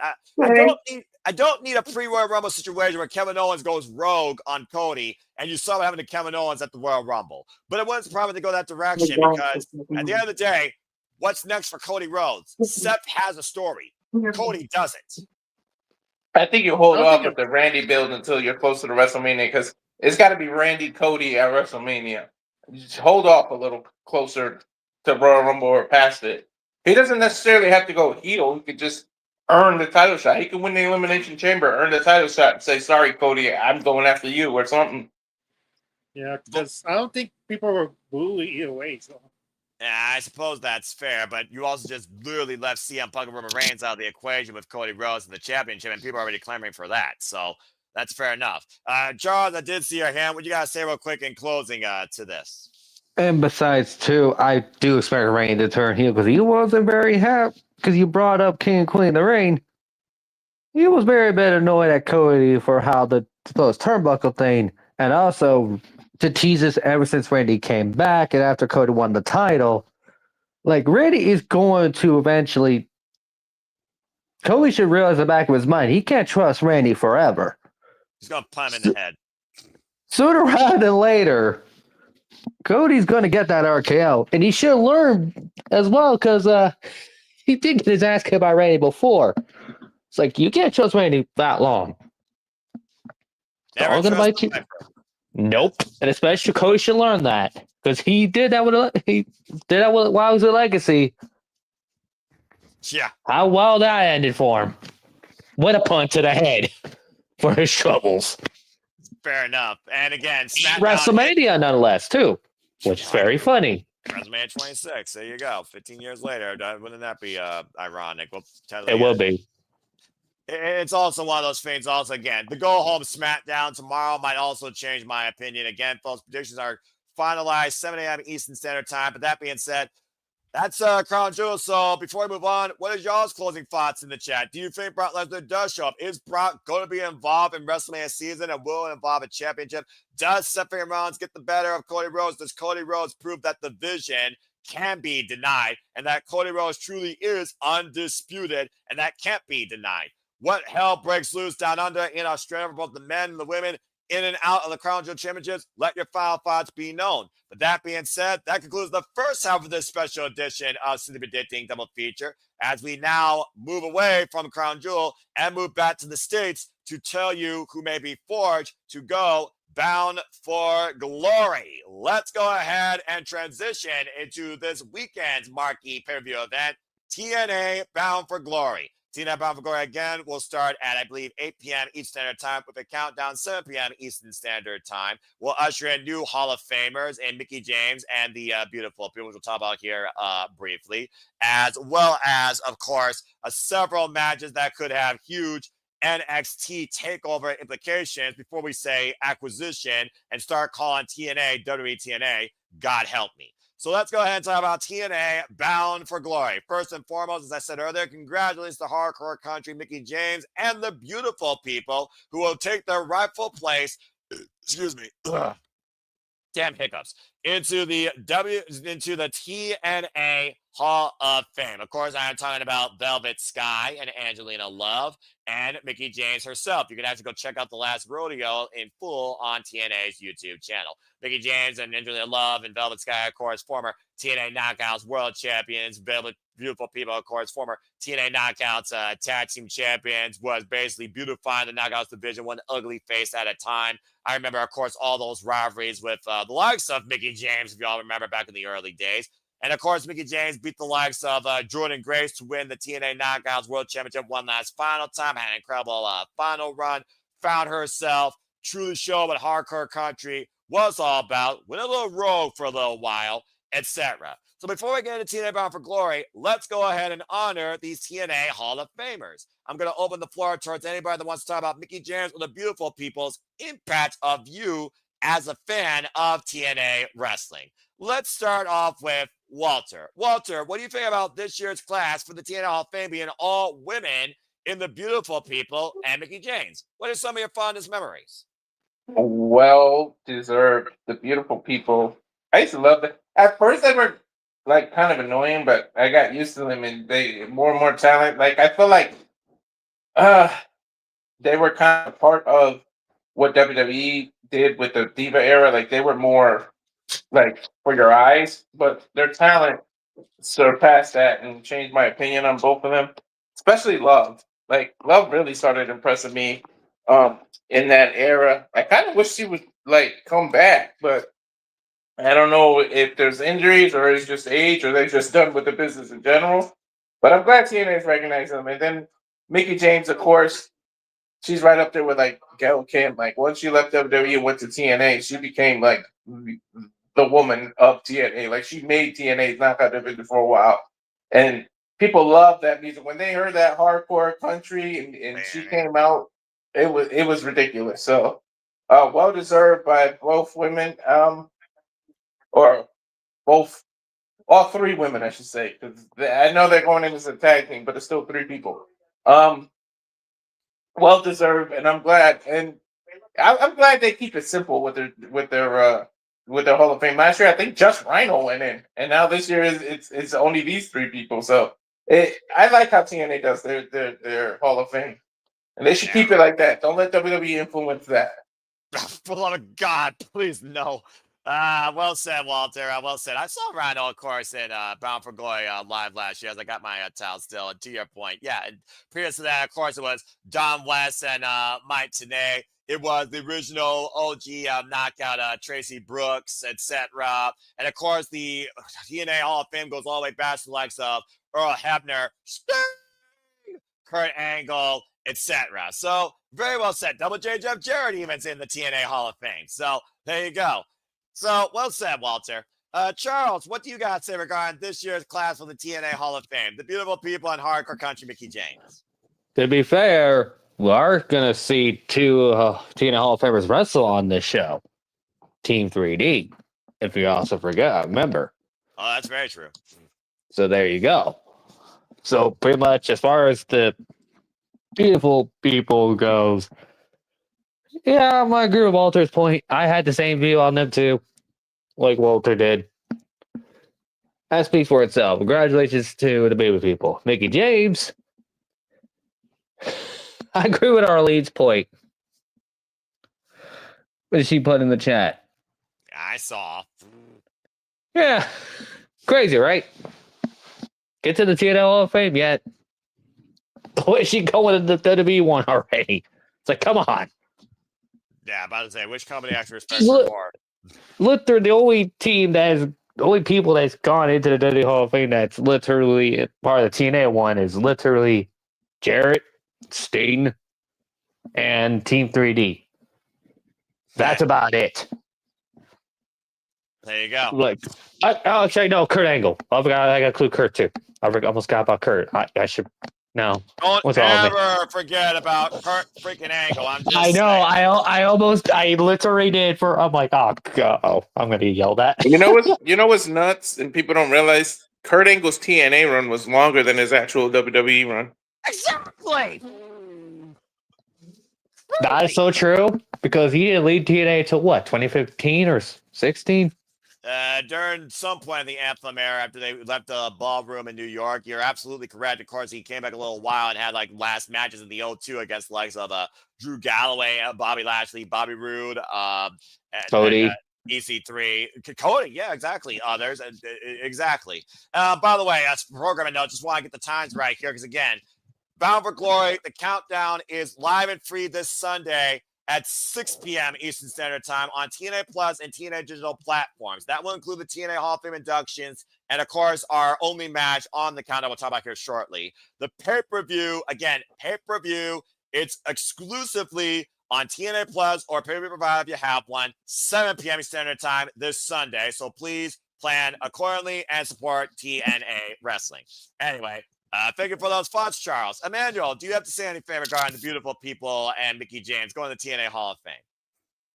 Yeah, well deserved for these three women. The beautiful people, they had it all. Like they had the looks, the charisma. You love to hate them. That's the thing. Just like just as like a certain group that you currently hate, Ash by elegance. I'm mutual now after Ash's again. Character aside, I fucking hated that freaking. No, before she announced it, but I just say that they taught them to be that kind of person, like Tony Storm. Like that's the beautiful people gimmick right there. Like she was thinks just above everybody else in a certain way.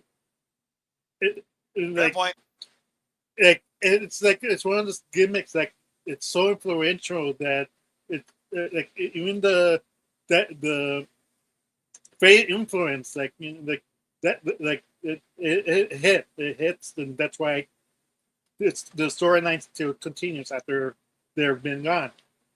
Mickey James, like it's great to see her get her flowers as well after the BS that they did to her career.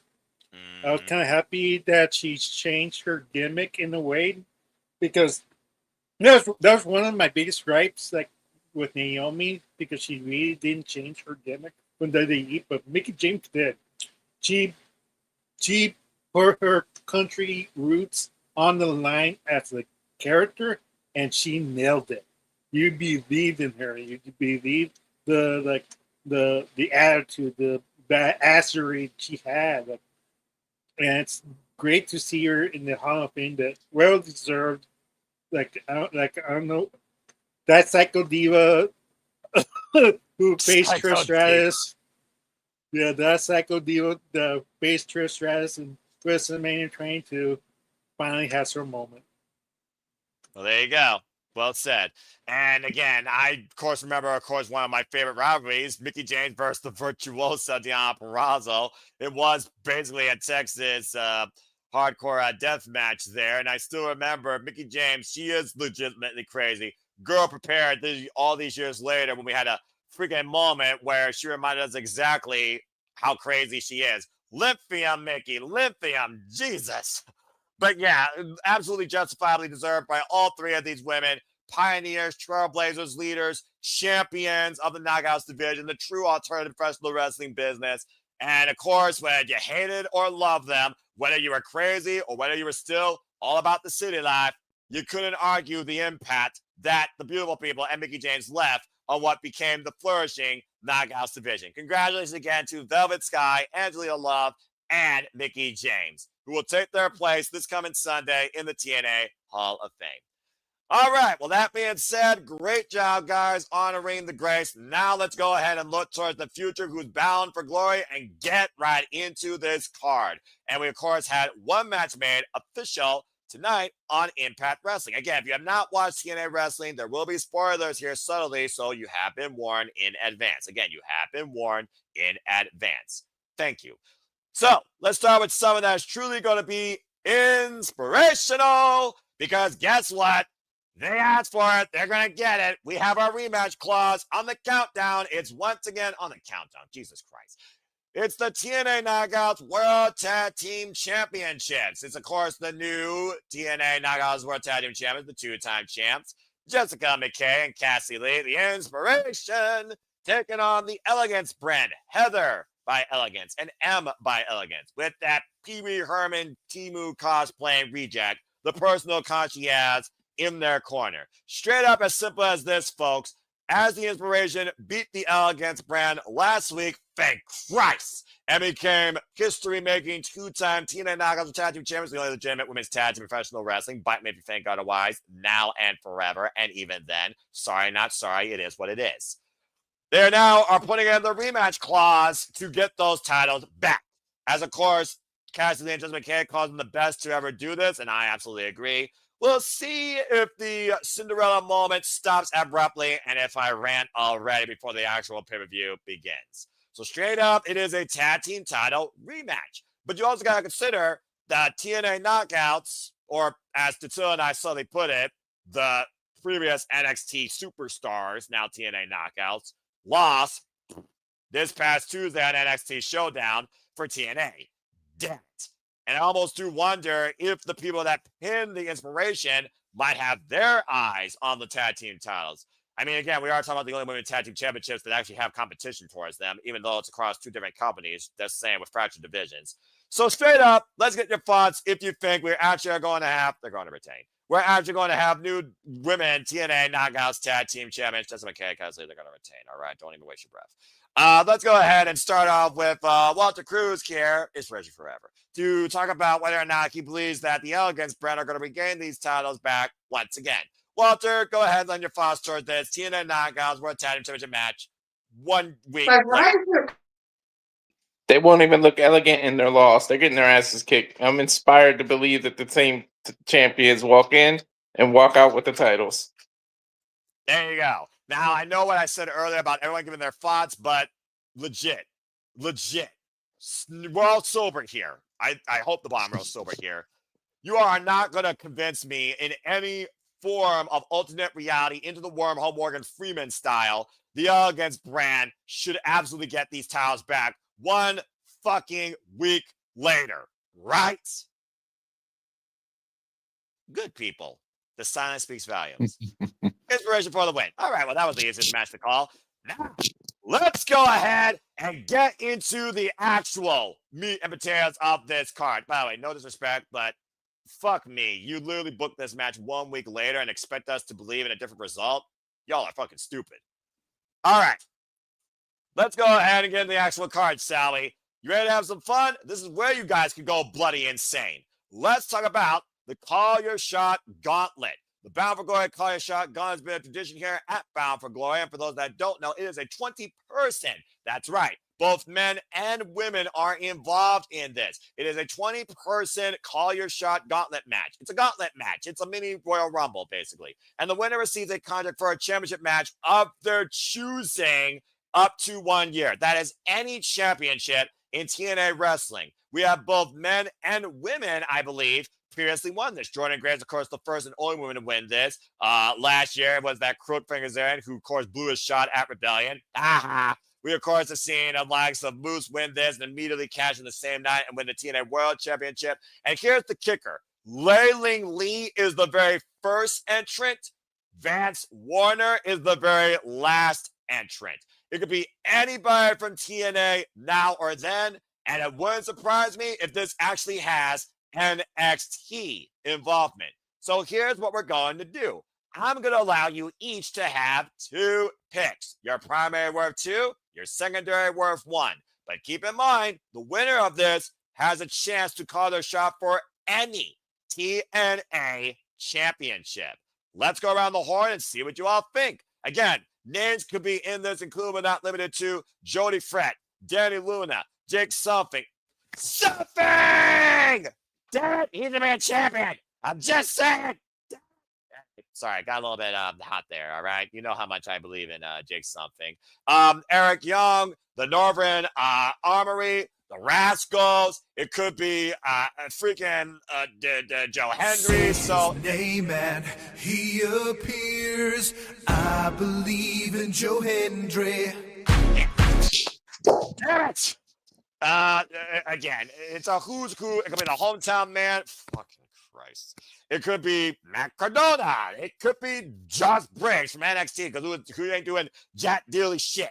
It could be Sean Spears. It could be anybody you could think of, honestly, in this NXT relationship, men or women. All bets are off. 2 picks. Let's go around the horn and see what you all think. Charles, I will start with you. Who are your 2 picks to win the Call Your Shot Gauntlet this year at Bound for Glory? 1, I would laugh hysterically if this were to happen. Sorry, not sorry, Noah.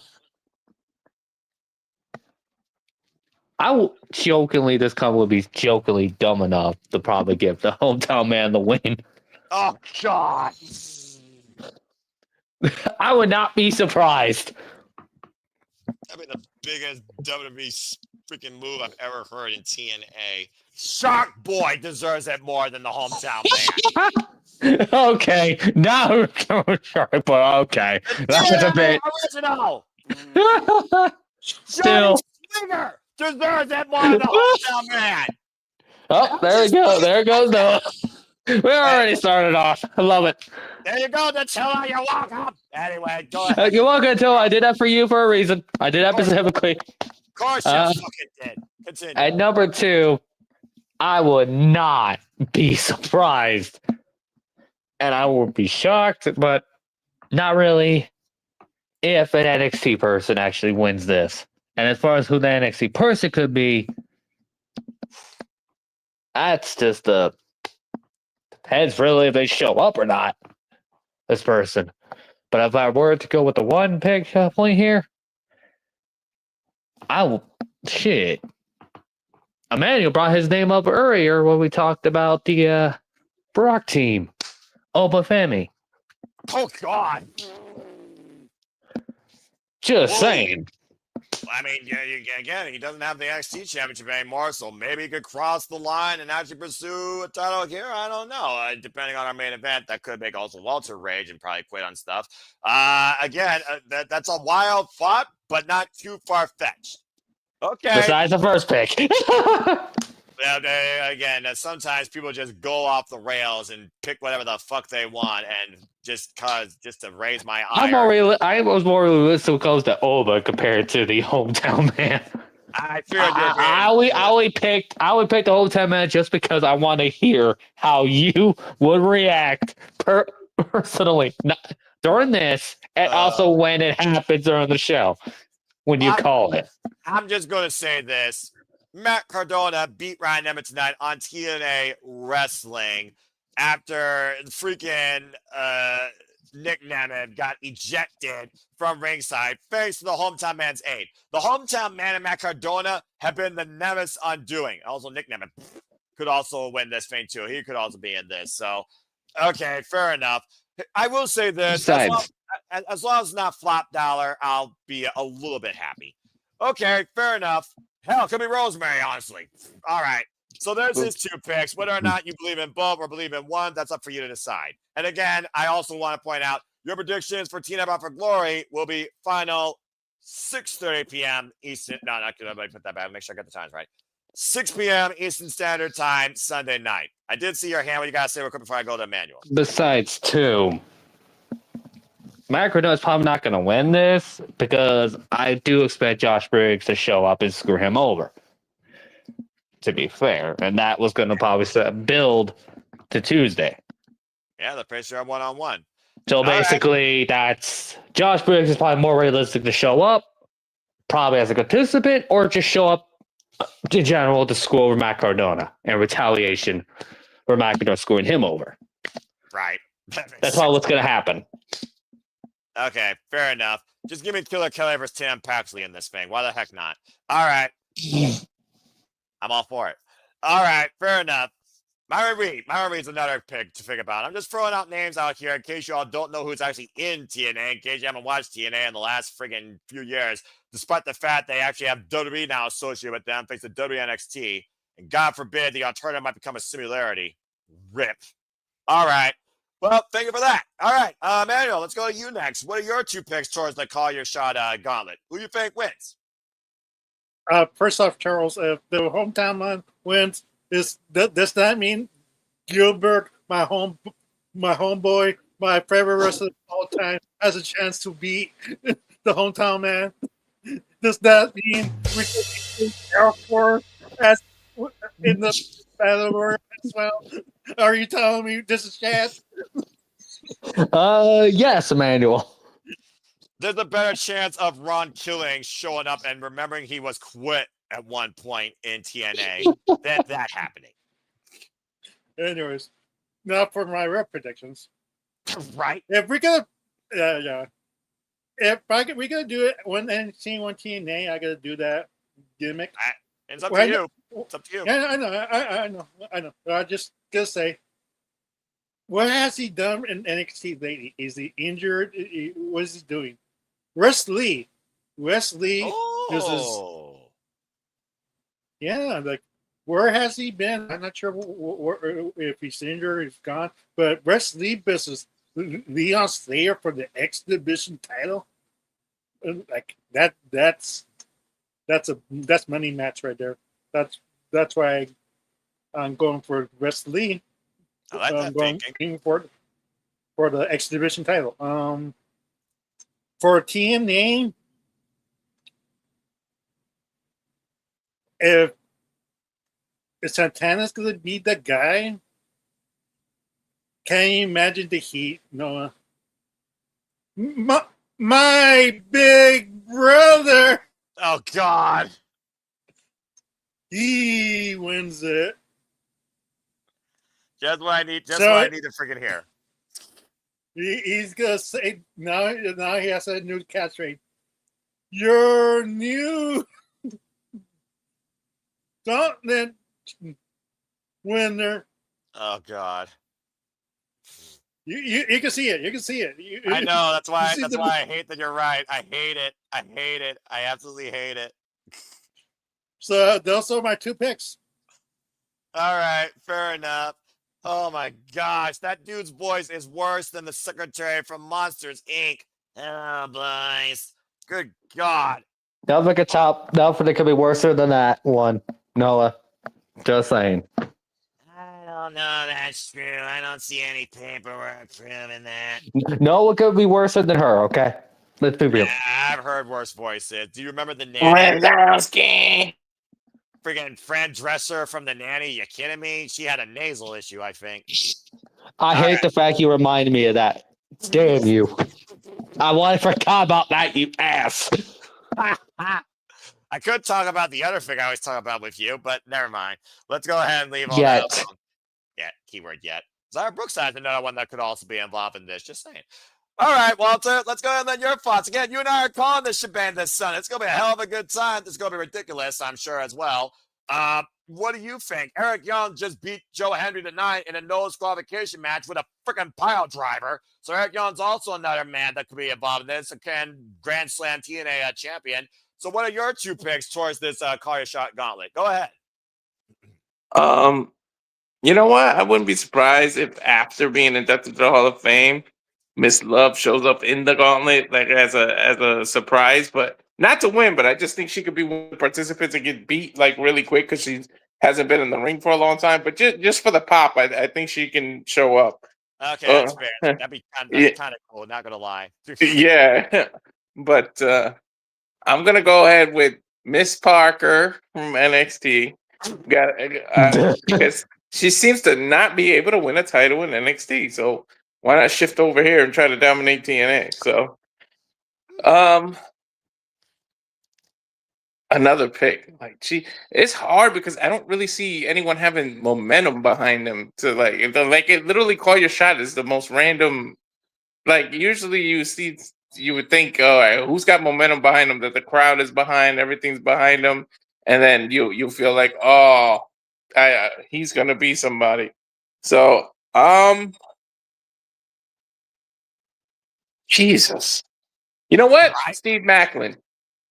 Oh, well, I mean, he is involved in a match tonight. Actually, he's getting his rematch for the TNA National Championship. Dang it, I forgot about that. So you can't go with that. Geez, I would think he would. Would you stop whining, dog? Jesus, yeah, hear him? It's Uncle Hort. Jeez. His brain's fried. He can't. Yeah, man. That was a good pick with Oba to make a surprise there, but I really can't think. You know what? I'll add one when we do the picks. I can't think of another one, but I think Jada Parker will be. It might be a female this year, but since Frankie won last year, so I got to think of more females. But I wouldn't be surprised if Mickey James or Angelina Love show up. They're not going to win it, but they're going to show up in there after being the duck just for the pop. That's fair. We're also in New York, so you got to consider who else might show up here as well from the New York area. Charles, I did see your hand. You got something to say real quick? I am shocked that Walter did not. If I went with Jada, I'm sitting here going, you could have just. You didn't go with Lola? Oh. No, because I'm still pissed at what they did, and I feel like she's getting that title eventually. They're gonna somehow bring her back. Okay. Great man over here. It's like, Walter, you're not gonna say Lola, or come on, like wait for you to say. You gotta stay name. away from TNA. Okay. All right, fair enough. All right. Well, I do like the fact that we are thinking about both men and women here. Again, in Call Your Shot Gauntlet history, Jordan Grace is the only woman to have won the Call Your Shot Gauntlet. Other winners have all been men. It's been Bully Ray. It's been Moose. It's been Kazarian. That went so well, right? It's just one of those things that, again, you think about who could challenge for any. This is any championship. We're talking about the tags. We're talking about, and Rhino was once a freaking winner of this. Rhino freaking cashed in and won the tag titles for Violent by Design, unless you freaking forget at one point, folks. I'm just saying.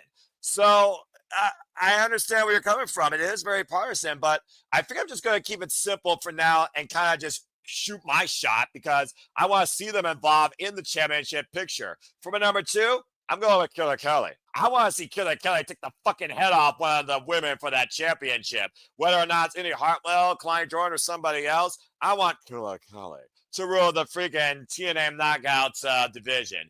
Now, here's the thing, though. Laylee Lee is number 1. Vance Warner is number 20, the Southern Psychopath.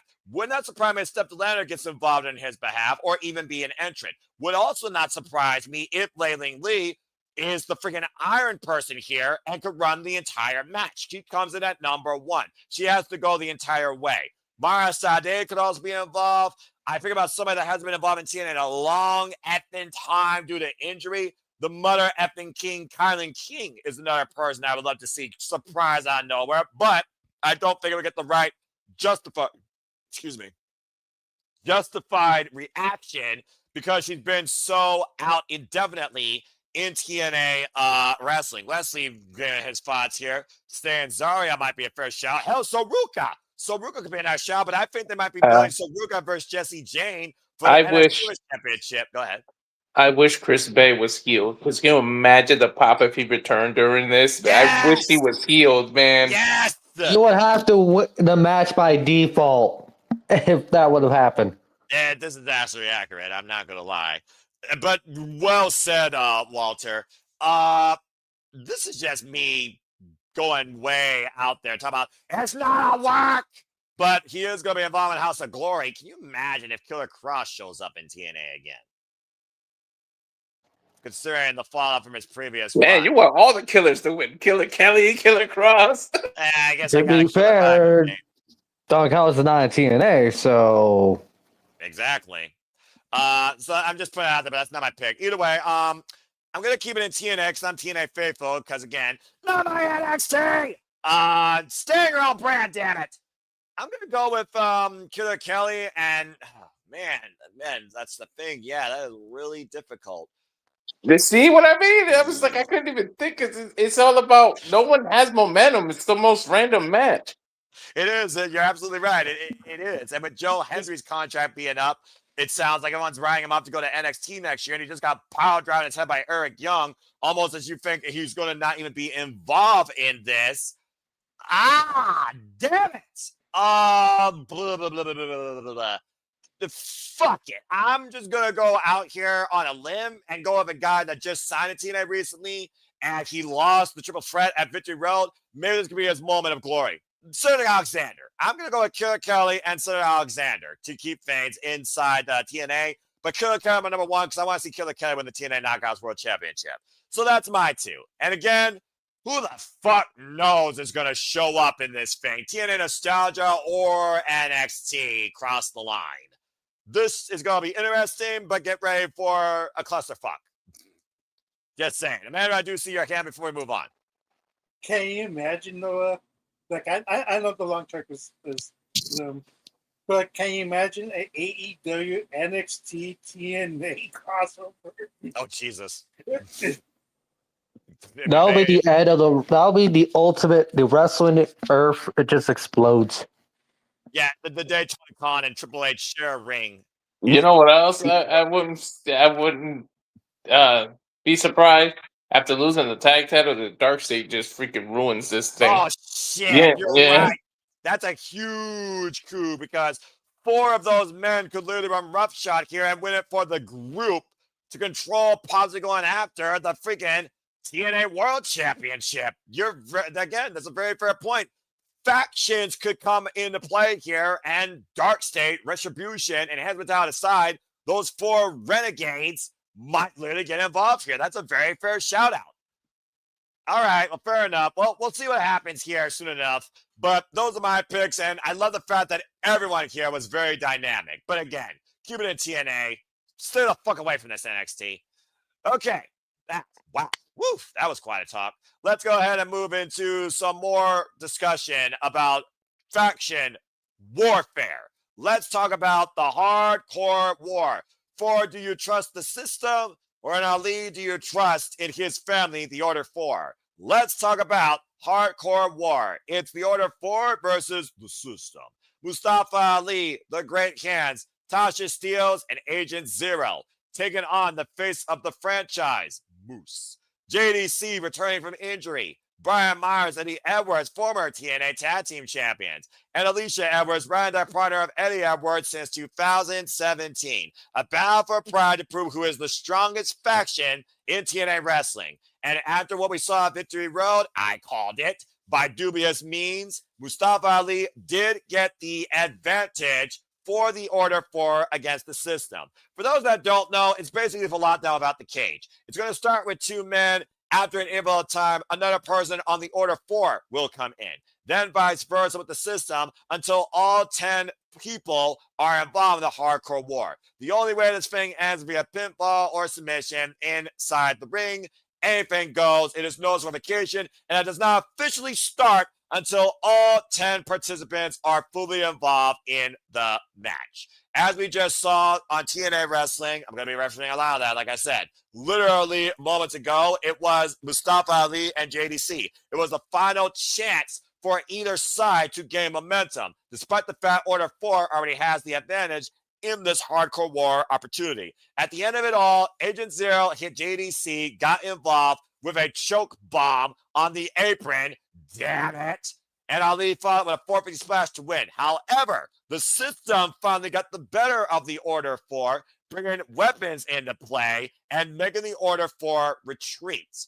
So keep that in mind. That was the final angle before this, but the heels have the advantage. So let's see who you all believe wins hardcore war. Is TNA still ruled and trust in the system, or has the Order 4 taken control?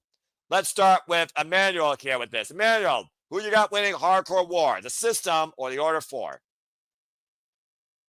I think the system is going to take this, to be honest. They somehow, some way neutralize Agent Zero because that's the key to victory. If That's Agent exactly. Zero just takes control of the match, like Order 4 is going to win this hands down. So the system has to find a way to neutralize Agent Zero, expect a high bump or him getting handcuffed in the steel cage. Like you need to neutralize him some way somehow, and hopefully the system wins. If I'm wrong, then somehow, some way, my strategy, Agent Zero is going to snap the handcuffs off the steel cage. It won't be the first time a wrestler breaks out handcuffs. So we don't truly know what Agent Zero is capable of, and that's the dangerous thing. Yeah. So for my pick is it makes sense. Like the system will win and get their victory from the previous match that Moose lost. All right, fair enough.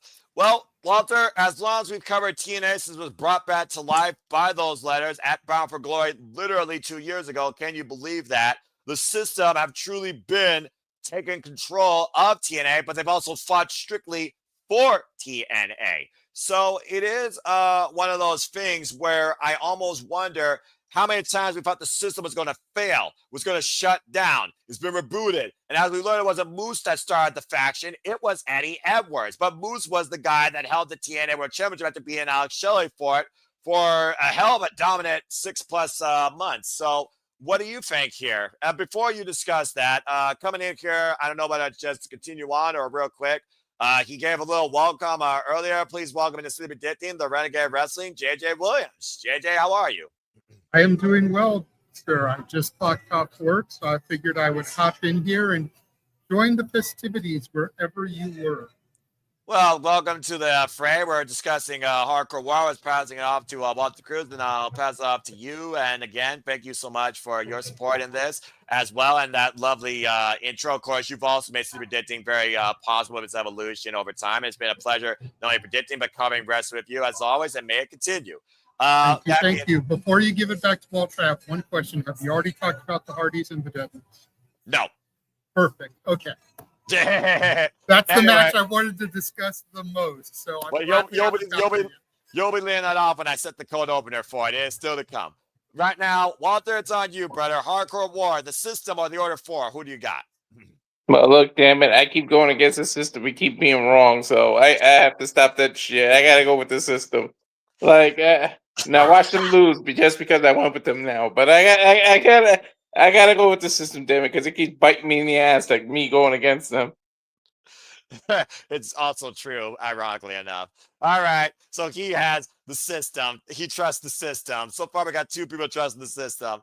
Charles, excuse me, well, JJ, you're next. Like I said, again, you have said verbatim that you don't trust the system, but Order 4, then the newest faction on the campaign here in TNA. We saw Mustafa Ali take it all Eagle Ethan Page. He did win the night against JDC by dubious means, and Agent Zero has been their ace in the hole. It's been the system's undoing. I figure if they neutralize that, though, that's what the system needs to do to get the win and prove why they are still the most dominant faction in modern-day TNA history. But what do you think?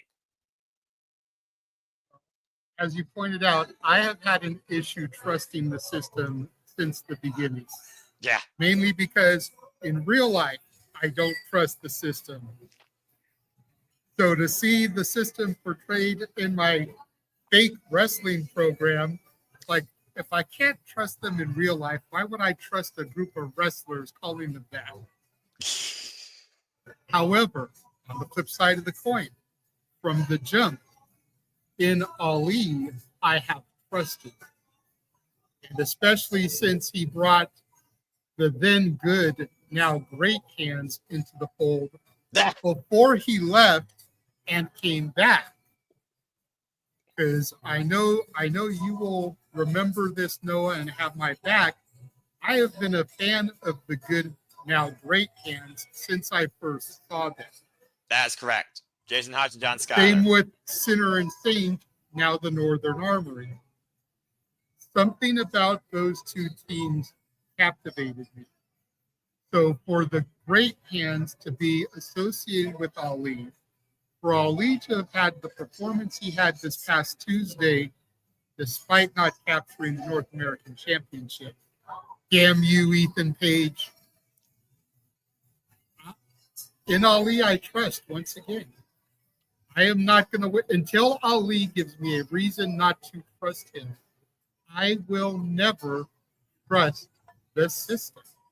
I don't care if they're on the way to being good guys or even are full-blown good guys, because keep in mind, I haven't really been able to watch the weekly product. The last time I watched, they were on the road to being baby faces from heels, especially with this invasion angle, but I don't know if they made the full turn yet. So. Well, that's one of those things where you may not be babyface, you may not be heel, but you are brand loyal, and that's what the system have been regardless, sporting the red and yellow since it came back to life. But that being said, we got our first one that doesn't trust the system. JJ chose the Order 4, and so far, he is the odd one out before I give it to Charles, because I can't believe I'm saying this. I do trust the system. At the end of the day, I got to go with the TNA faithful, and you also got to look at the fact that this is kind of still a babyface faction versus a heel faction. Now, the system have got respect with the TNA faithful for representing TNA, even under dubious means of their past history. But time heals all wounds, and respect is earned when you hold faithful to what's true to us, and that is TNA wrestling. After fending off Retribution at one point and also fighting on behalf of TNA, not to mention Moose was involved as a Survivor winner in the Men's Survivor Series match on NXT Showdown. It's just one of those things right now where I feel like the system is not done yet. And while we're talking about Joe Hendry's future possibly being in NXT, we're not talking about anybody in the system, Moose particularly, his future being outside TNA.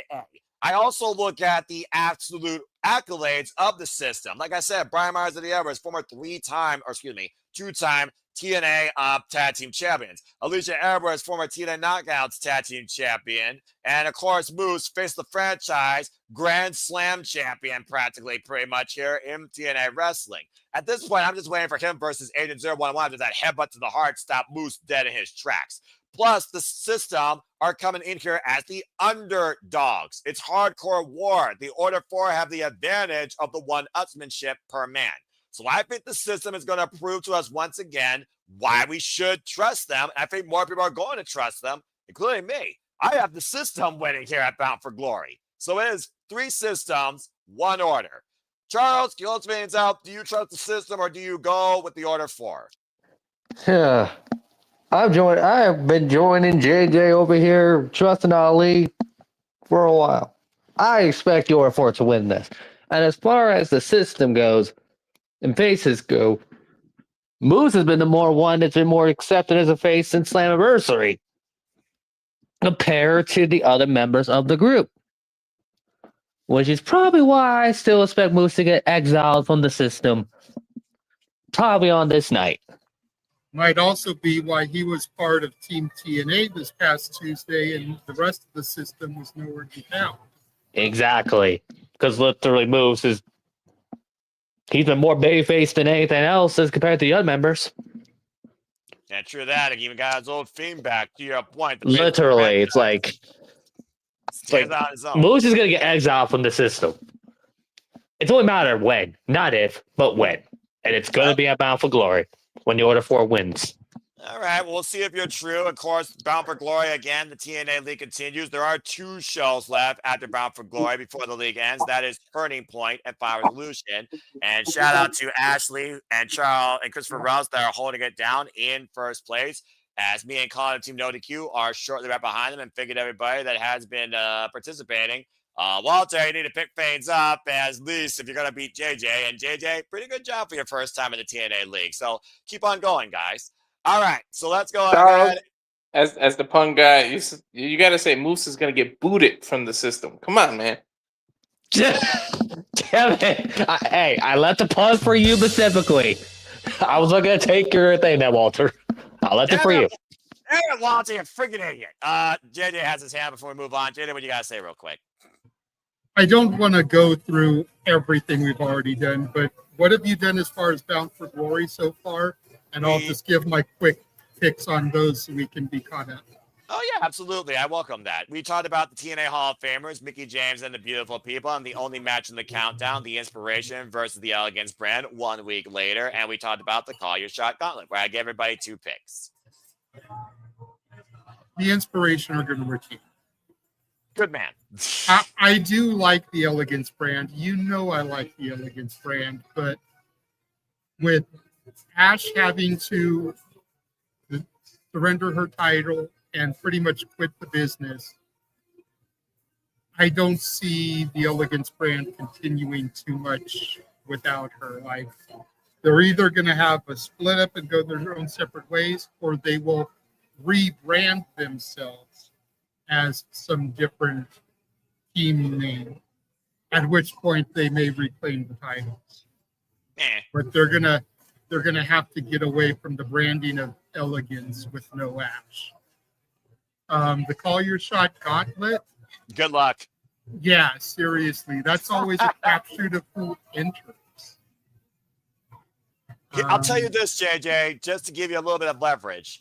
People who entered in the qualifier determined number 1 and number 20, included not limited to Matt Cardona, the Hometown Man, Killer Kelly, Layleen Lee, Zaya. Okay. You know what? I'm glad you mentioned that name, because I've been wanting to be on a TNA panel for a minute. Been a moment. Just so I can rant a little bit about the Hometown Man. Oh no! What was the point of Diener winning that match, where if he lost, he had to retire if he was going to become the Hometown Man? That's a gimmick for a person who would have lost that match. But he won to keep his career. That is fucking stupid.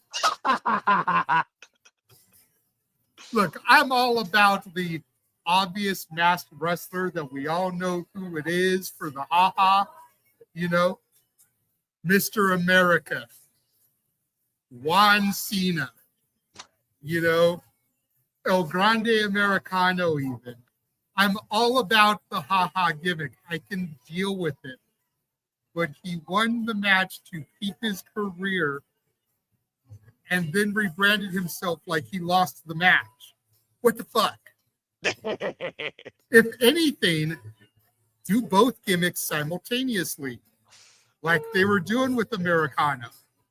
And then maybe you could build to where Cody Diener had to fight the Hometown Man.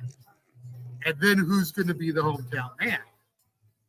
Whole him being the Hometown Man when he won the match to keep his job is fucking retarded. To be fair, I don't. No. There is nothing you're going to say that's going to defend this. Nothing you're going to be able to say. want to say botch because it was Cody Deaner that lost to Eric Young and lost his TNA career. The hometown man showed up a week later and Did hasn't he? I lost could the match have sworn yet. he won the match. No, he lost. Cody Deaner lost to Eddie Edwards in a career-threatening match. That's why he Right. was fired. You botched. I could have sworn he won that match. Nope. Eddie Edwards won, and he literally humiliated him that night to the point All right. of all Grant people. retracted then because I could have sworn he won. Nope. Damn it. Nope. Literally, let me bring you up to speed as I am TNA faithful. In a night, I believe it was actually at either Under Siege or Against All Odds. It was Eddie Edwards versus Cody Deaner for Cody Right. Deaner's career in Cody Deaner's hometown. He Right. lost and was humiliated by the system afterwards. And then they insulted all of Canada because, again, we're from America. We're superior. Blah, blah, blah, blah, blah. Like I said, I remember everything you said, but I could have sworn he won the match. Nope, but the hometown man has won every match since showing up the following week. He's won in Phoenix. He's won in Alberta, Canada. He's won in Chicago. Or I don't think it was Chicago. I'm not sure where the other show was. But the hometown man, since he showed up, since Cody Deaner's heart, Okay. has not lost a match, including against Ryan Knight. My apologies then, because like I said, I could have sworn he won that. Nope, he lost. It's Which okay. is why I was so peeved about it, because it was like, what's the point of this? He won. Nope, Cody Deaner is long gone. He lost. Never show up again.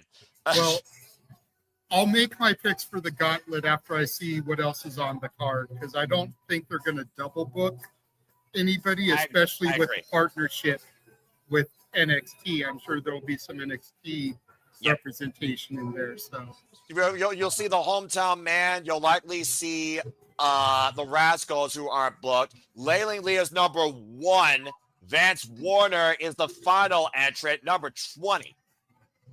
okay. Just to give us some food for thought. Killer Kelly might be involved in it. Rosemary, Myron Reed, people that aren't booked in any other match are very likely to be on this. And some people here in the previous predictions even pointed out some talent from your NXT that could be involved in this. So just to give you I some food for definitely thought. think there'll be some NXT representation.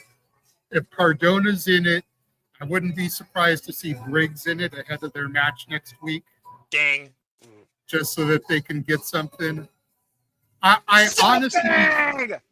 honestly, and maybe I'm the only person that wants to see this, but somehow I want to see Cardona and Briggs develop into a Briggs and Jensen reunion, and then do Cardona and Myers versus Briggs and Jensen.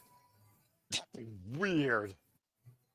That way you can get the former Edgeheads, the major players together on WWE television, taking on Briggs and Jensen. If we can get the Jurassic Express back together, we could get the major players back. Damn it! That valid point. We also talked about Eric Young, who did beat Joe Hendry with a pile driver and a low blow in a no disqualification match on TNA Impact as well. So there are also 2 people that might be involved. Of course, Joe Hendry, previous entrant as well in the Call Your Shot gauntlet. And I also talked about Killer Kelly and Tim Paxley having a unique first-time confrontation. So, just give you some food for thought. Hell, Myron Reed, after his incredible match with the Championship. So just give you some food for thought. And then, of course, we honored Mickie James and the beautiful people as they're going to the TNA Hall of Fame. And that's for free for everybody to watch. Women. Damn right. 6 p.m. Eastern Standard Time across all TNA social media platforms. Before we continue with the card, anything you want to say real quick regarding the beautiful people or Mickie James? Nah, I'll save that for a later date. Like I said, just 3 very deserving women.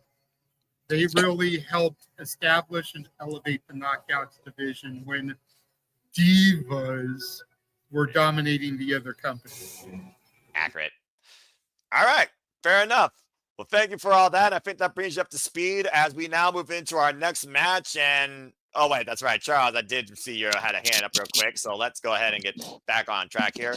What you got to say real quick before we move on? As again, for those that are wondering, we just talked about Hardcore War as well. It is 4 in favor of the system, 1 in favor of the order.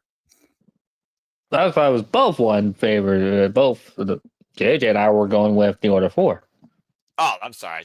Again, But as far as JJ's point, no, JJ was going on that rant before he retracted. That's probably a good thing you corrected him, though, because JJ, I went with the hometown man to win the shot gauntlet, and I probably would have got yelled at by you.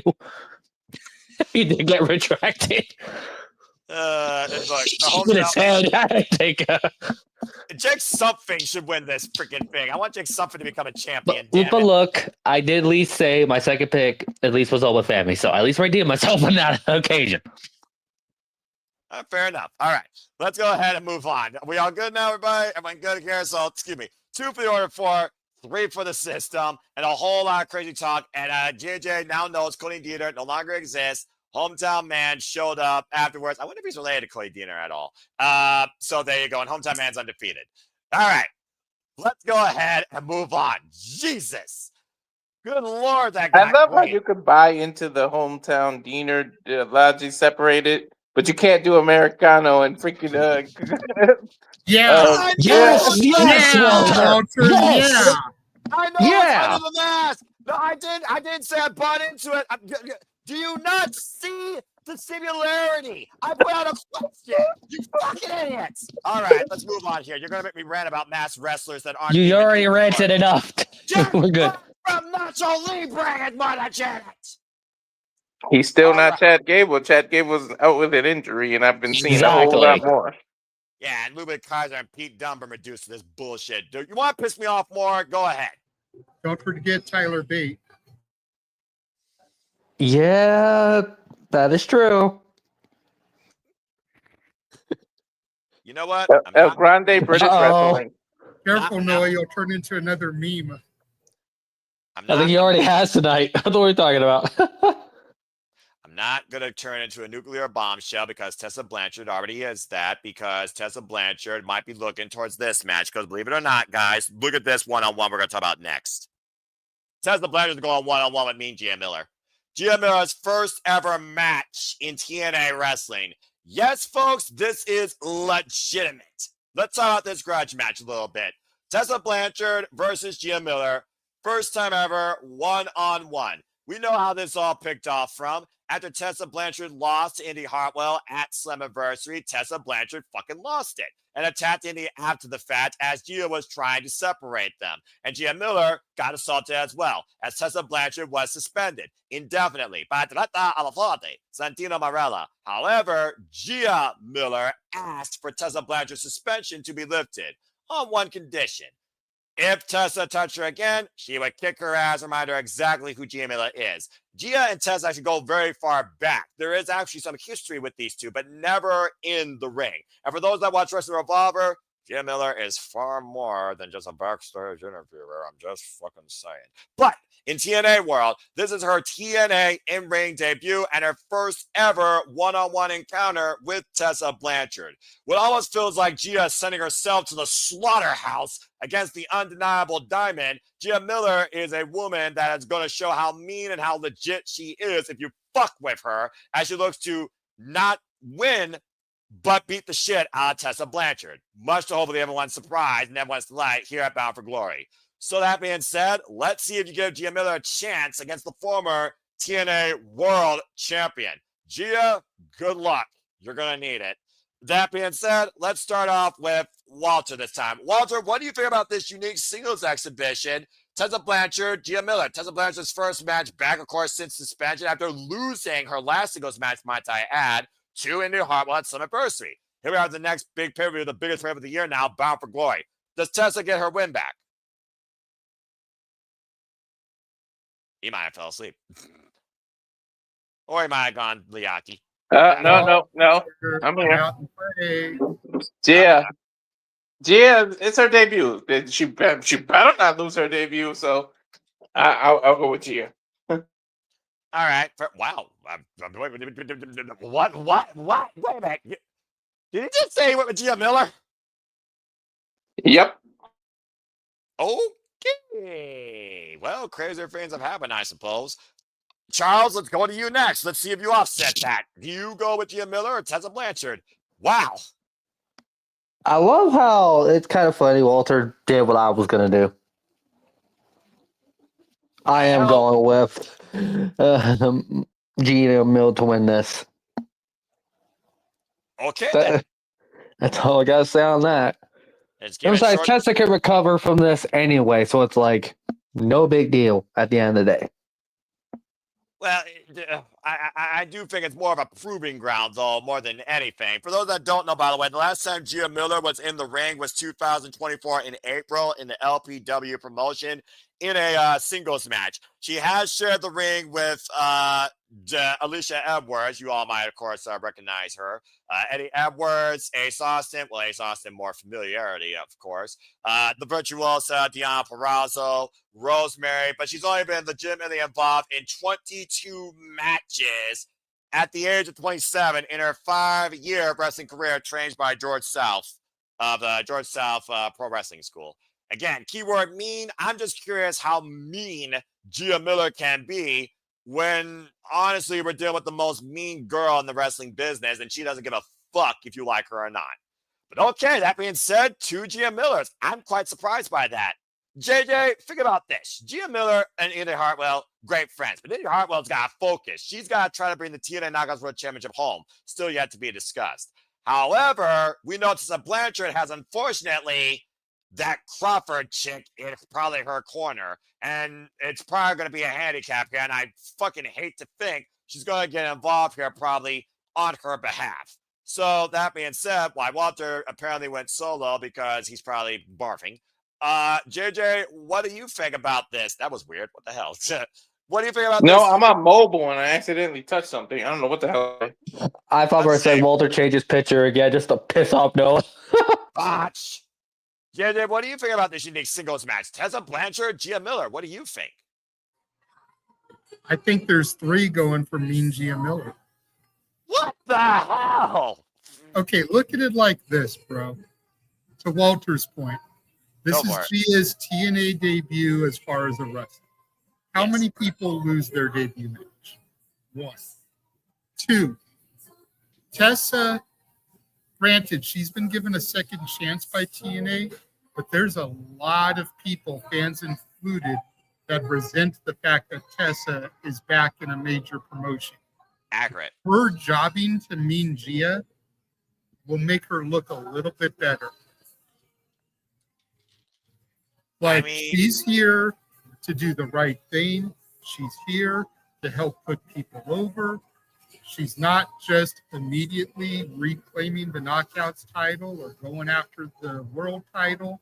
That's fair. She's being humbled, so to speak. And if Tessa can put on a good match with Mean Gia and put her over, the ultimate goal, I'm sure, for Tessa is to get the call to join in on NXT. WWE has currently said, if rumors are to be believed, that Tessa Blanchard will not touch their television screen. However, a job to Gia Miller might make her a little bit more desirable, because if she's willing to put over a backstage interviewer, she'd be more willing to put over some of the NXT talent. All right, I see y'all's point, but at the end of the day, I also just look at it like this. Gia Miller is not becoming a professional wrestler. She's a backstage interviewer and sometimes a commentator on Explosion. This is a one-time spot for her to beat the shit out of Tessa Blanchard, I think. Maybe. I think. So Vince McMahon entering the Royal Rumble was a one-time thing. Then he became the oldest WWF champion, former ECW champion, WrestleMania matches. Hell, he fought God in a tag team match. Don't get me started on that. And God walked out on his partner. there's a reason that I really chastise WWE, and you just reminded me even more why I really don't give a I'm- fuck. I'm- JJ's not let's see if wrong. There's a lot of people that started out as one-shot deals. You know, how many matches did Eric Bischoff have? How To be many fair, those matches did Vince Russo have? Okay, well, bro, we don't talk about that, bro, because that was just Okay, bullshit. but I'm making a point here. Shane McMahon, Stephanie McMahon. Were any of them supposed to be full-time wrestlers? JR a couple of times, or It Jerry was Lawler. forced by the general manager, all right? And I look Jerry at Lawler. Miller differently because she's an interviewer, not a billionaire, not a general manager. Okay. Maria Kanellis was a backstage interviewer. How many matches has she had? Rhea Kanellis became a fucking wrestler. She was a diva. Okay, but she was a backstage interviewer for a long time. Either way, this is TNA, not WWE. And all those names you mentioned, not a single one of them was TNA that went into wrestler. The only one that ever did that was the freaking son of Eric Bischoff. And we saw what happened with him at Ace of Days. We don't talk about that. Either way, TNA is not WWE. Gia Miller is not Tessa Blanchard. A wrestler and an interviewer sounds like a one-off, beat the shit out of you to prove some respect. I just don't see Gia Miller going away from what she's been dedicated to since resigning to TNA Wrestling as a correspondent. At the end of the day, she's looking to get a pound of flesh, try to beat some respect out of Tessa Blanchard. I hope she beats the shit out of her, but I just don't see her winning. I get your points, and I respect that. But what if part of the terms of her new deal was the occasional match? I'll see it when I believe it. I think it's a one-off, and I'm going with my verdict, and there's a reason why I'm ahead of you in that league anyway. So Don't I'm forget going with Miller for the win. Don't forget.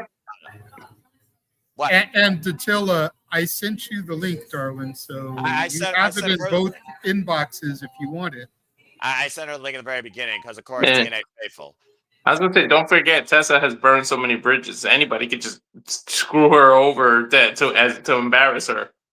Exactly. And like I said, that'll help her look better in the eyes of the fans. All the fans that shit on her, chanting she's a racist, will pop for joy if Gia wins. And, well, either way, they'll still hold that against her because people can't forget or move on or forgive. But either way, I got Tessa Blanchard, hook and by crook, with Victoria Crawford winning. And as far as what happens with Gia afterwards, respect.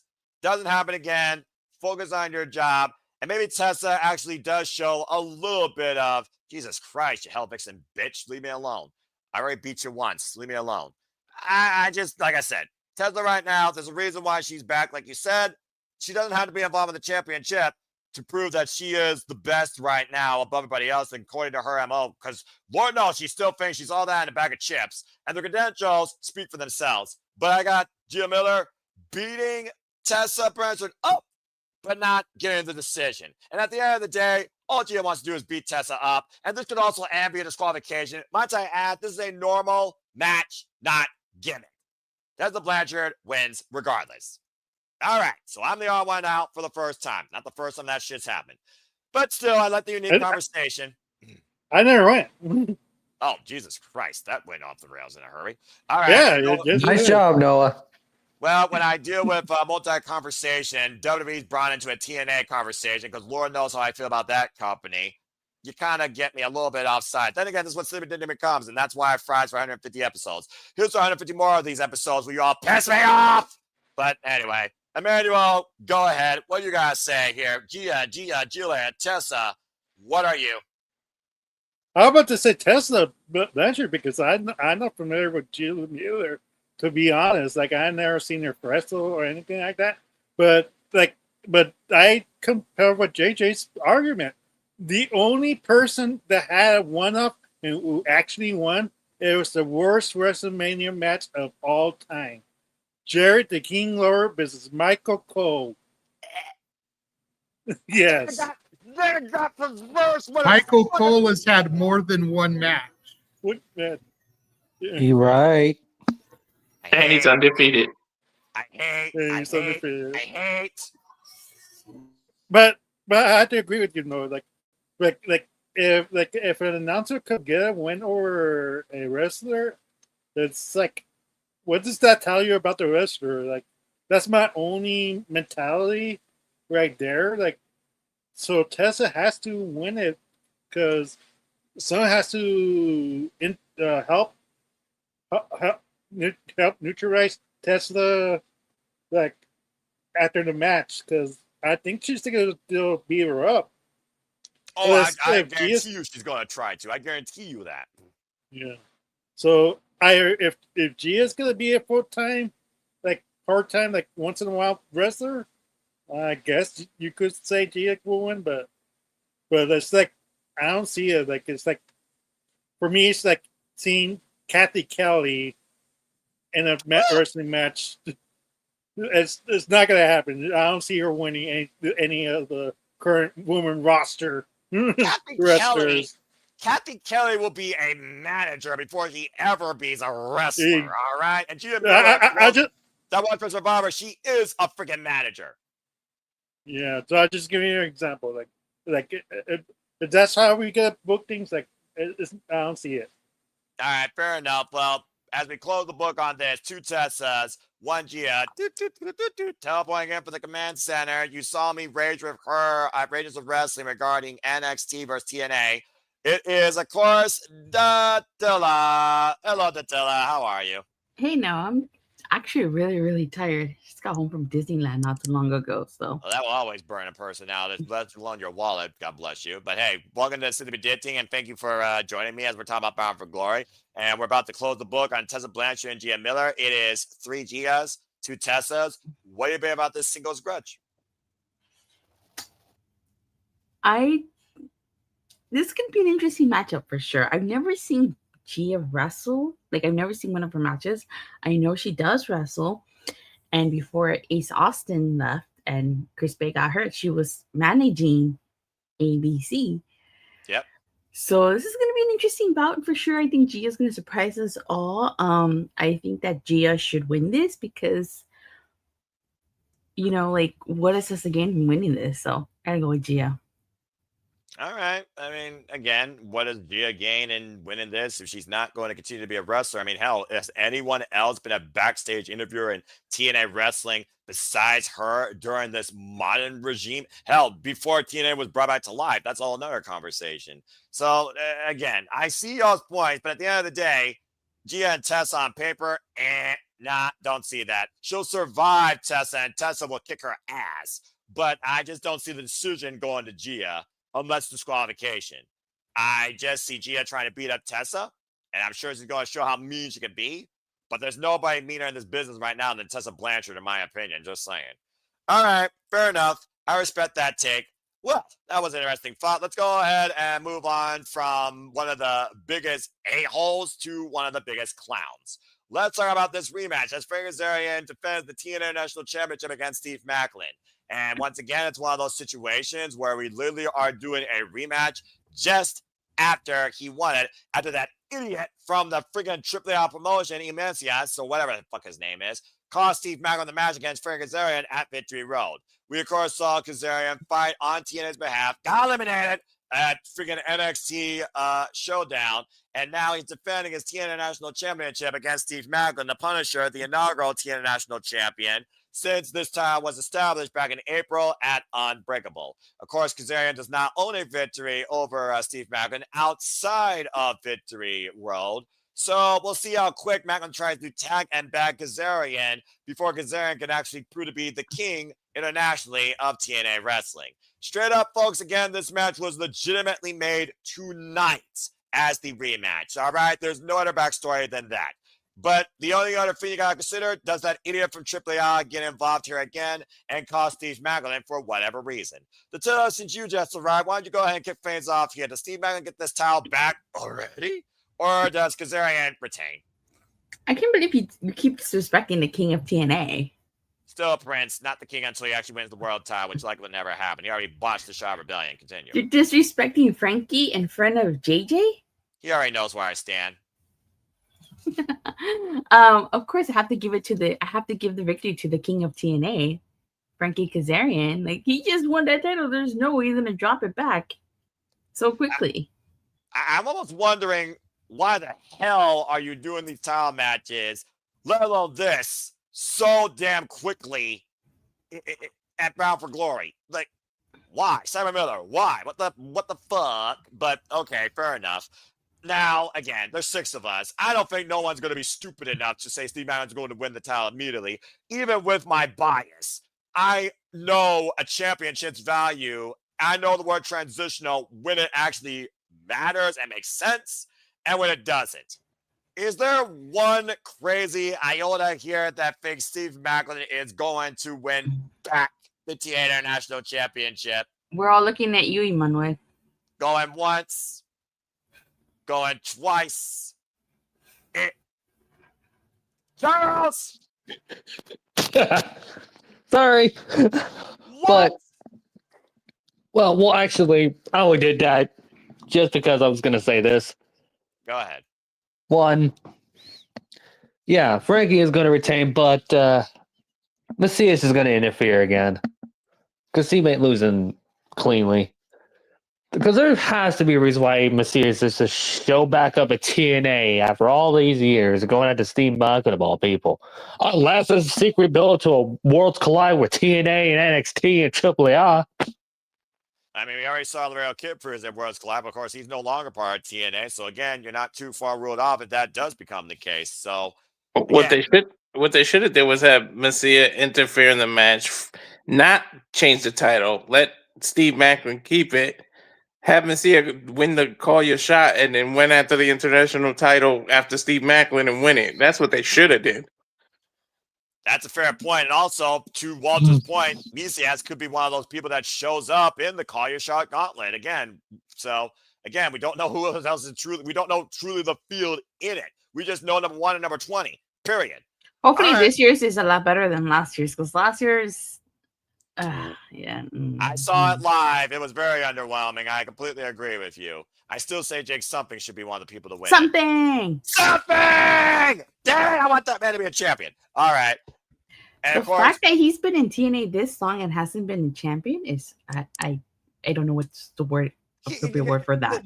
The Mesias guy aside, Jake Something was feuding with Steve Maclin over this championship. No, we're not overkilling a gimmick. Was feuding with Maclin over this championship, and freaking Timber Kazarian at one point against him. What the hell? Anyway. All right. That's all I have to say. He would be something of a champion. All right. Let's not start a game where you say this word and freaking people say it all the time and people take a drink. All right. That's enough. I said Kyle enough We're times. taking during a drink? Tuesday. Well, I got Mountain Dew. No, we're not. It's after hours, but we're about to say it's after hours. But let's be smart here. All right, people. All right. Moving on. 5 o'clock somewhere. Yeah, that's true. And someone's racing away Margaritaville. Non-copyright. All right, moving on. That being said, that was the easiest match of the night. What the hell? What a throwaway. All right, let's move on now to matches that actually matter.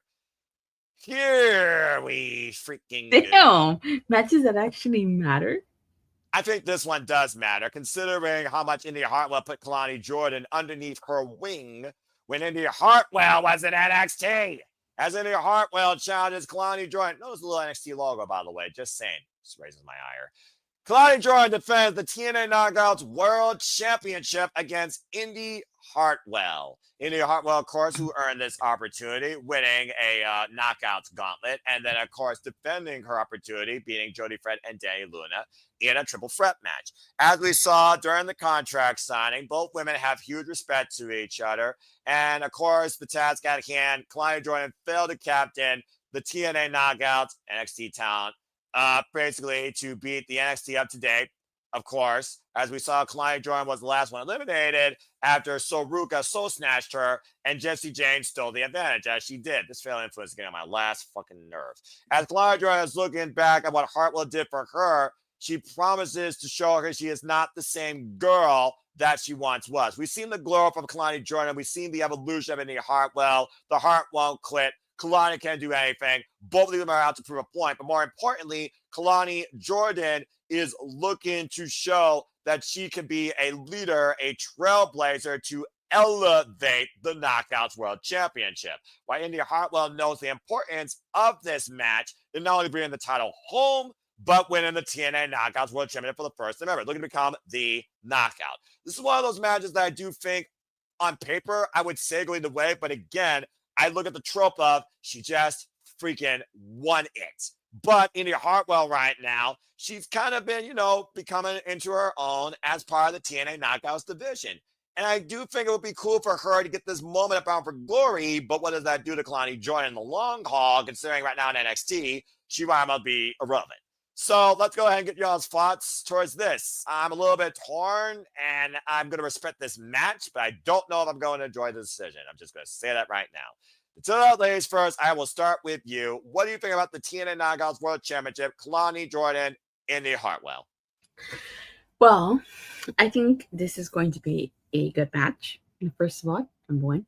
But I think that Kalani Jordan needs to retain here. Not only just because she won the title, but had this been Ash, I could definitely see Indy taking the title, but because it's babyface and babyface, I feel like Jordan should retain, and she's probably going to retain. This is either going to be a clean finish or a dirty finish, and by dirty finish, I mean probably Danny Luna would get involved in this match because I'm sure that she wouldn't want Indy Hartwell to be champion before her. That's fair. That's so fair. So I pick Kalani Jordan to retain. Because I think that eventually Danny Luna would be the one to dethrone her. And then you have Indy take the title off of Danny Luna. Yeah, the typical heel versus babyface. Babyface finally wins in the end, achieves the moment. Okay, that's fair. Well, just put this out there. We did see, of course, the Champions Trio Summit back literally last month, where Indy Hartwell, Leon Slater, and Matt Hardy did beat Frank Kazarian, Kalani Jordan, and Trick Williams. So there's also that as well. But as far as Indy Hartwell goes, the momentum is neutral on both sides, I would think, at this point for both individuals. And Kalani Jordan is coming off her loss back in NXT literally just this past Tuesday. So she's going to here with a bruised ego and even more of a point to prove. So I respect that take. That being said, Attila has hit the ballot for Indy Hartwell to not win here and Kalani Jordan to retain and maybe set up the future of the TNA Knockouts Championship as we know it. Let's go from TNA to his NXT, considering the girl literally represents his brand. JJ, Kalani Jordan, first defense as the TNA Knockouts World Champion since Indy counted the 3 against Layling Lee at Victory Road, but also come off that loss at NXT Showdown. What do you think about this match, and who do you have leaving with the gold? My thing about it is this. It's not beyond the realm of possibility for Kalani to put Indy over. Correct. But if Indy was going to win it, why didn't she just get the belt when Ash had to surrender? Unless they wanted to make her at their WrestleMania. There are quite a few people that have been getting big moments in this, despite being on the TNA side of things. A lot of people just want to dwell on the, NXT's taking all the titles. Nobody wants to talk about and look at the fact that Ash became a world champion for the first time since crossing over by winning on NXT. Indy Hartwell is a former world champion, technically, because she has been NXT champion, even though it's not recognized as a world title. But she never got beaten. Nope. She had to surrender it when she got called up and she was injured. As weird as it may sound, I could see Indy taking this. I'm going with Indy Hartwell. Oh, wow. Okay. I like that outlook. Well, I mean, again, last year, Charles, at Bound for Glory, it was Masha Slamovich that beat Jordan Grace for the TNA Knockouts World Championship. So the title has changed hands at Bound for Glory. So again, Eddie Hartwell is also former NXT talent, but she is a TNA knockout. And also, Clyde Jordan is trying to prove that I have grown since you last mentored me. Let's not forget, Kalani Jordan literally is as fresh as a daisy in wrestling. Indy Hartwell is not. Kalani Jordan did not get involved in wrestling before coming out of the NIL program into NXT. Now she holds the cornerstone of women's professional wrestling, practically as we've known it since 2008, the TNA Knockouts World Championship. So that being said, it's 1-on-1 so far. I'm very intrigued by this. So Charles, what do you think? Oh boy, oh boy. Yeah, I'm just going to simply put, no pun intended, to you, Noah. Attila is right on this one. I'm also going with Kalani retaining the championship, only to drop it to and that's when Indy gets the belt. Indy ain't get the belt Bound for Glory. All right, fair enough. Because everything got flipped on its head once Ash vacated the belt. Yeah, I really do think they had to literally pivot course direction when Ash abruptly had to leave professional wrestling, let alone had to drop the belt. Again, all the best to Ashley Sinemby. All right, so that being said, to Kalani, 1 Indy. All right, Emmanuel, again, Indy Hartwell, she's looking to become the knockout. This is TNA's biggest stage to do it, Bound for Glory. But she hasn't even been involved here for I think even half a year yet, because she, of course, signed on the dotted line at Rebellion back in April. So we're just a little bit under 6 months since she's been a TNA knockout. So would they really push her TNA this soon? While, by the way, she is still House of Glory Women's Champion, I believe, might I add, and another champion in a different promotion. So, again, the Heart won't quit, but the Heart is also very busy. What do you think, Emmanuel? Do you have a new TNA Knockouts World Champion this soon? Or does Kalani Jordan prove her value? I don't know. This is a real tough one, to be honest. Yeah, it is kind of. Because I get the Taylor's point of view. Danny Luna probably is going to interfere, and that's how Indy loses her opportunity for the title. I can see Jason's point of view. Because Kalani Jordan doesn't really need the TNA knockout title, to be honest. Like, if they're gonna, like, I don't know who you put her against, to be honest. Like, do you put her against Tessa? I mean, do you put her against Danny Luna? Like, I don't, like, the heel side for the knockouts is really slim. Like, for top contenders wise, like, it's really limited, to be honest. They really need to develop more heels that way. Like, unless they get the Elegant brands to break up and the both heels, like, that's the only other way I can see them rest at them. So I'm calling a new champion, like Indy Hartwell, was going to win this, like, somehow, some way, because, like, they've been building her up really well. Mm-hmm. They see a real promise with her. There's a reason why she hasn't lost a match yet.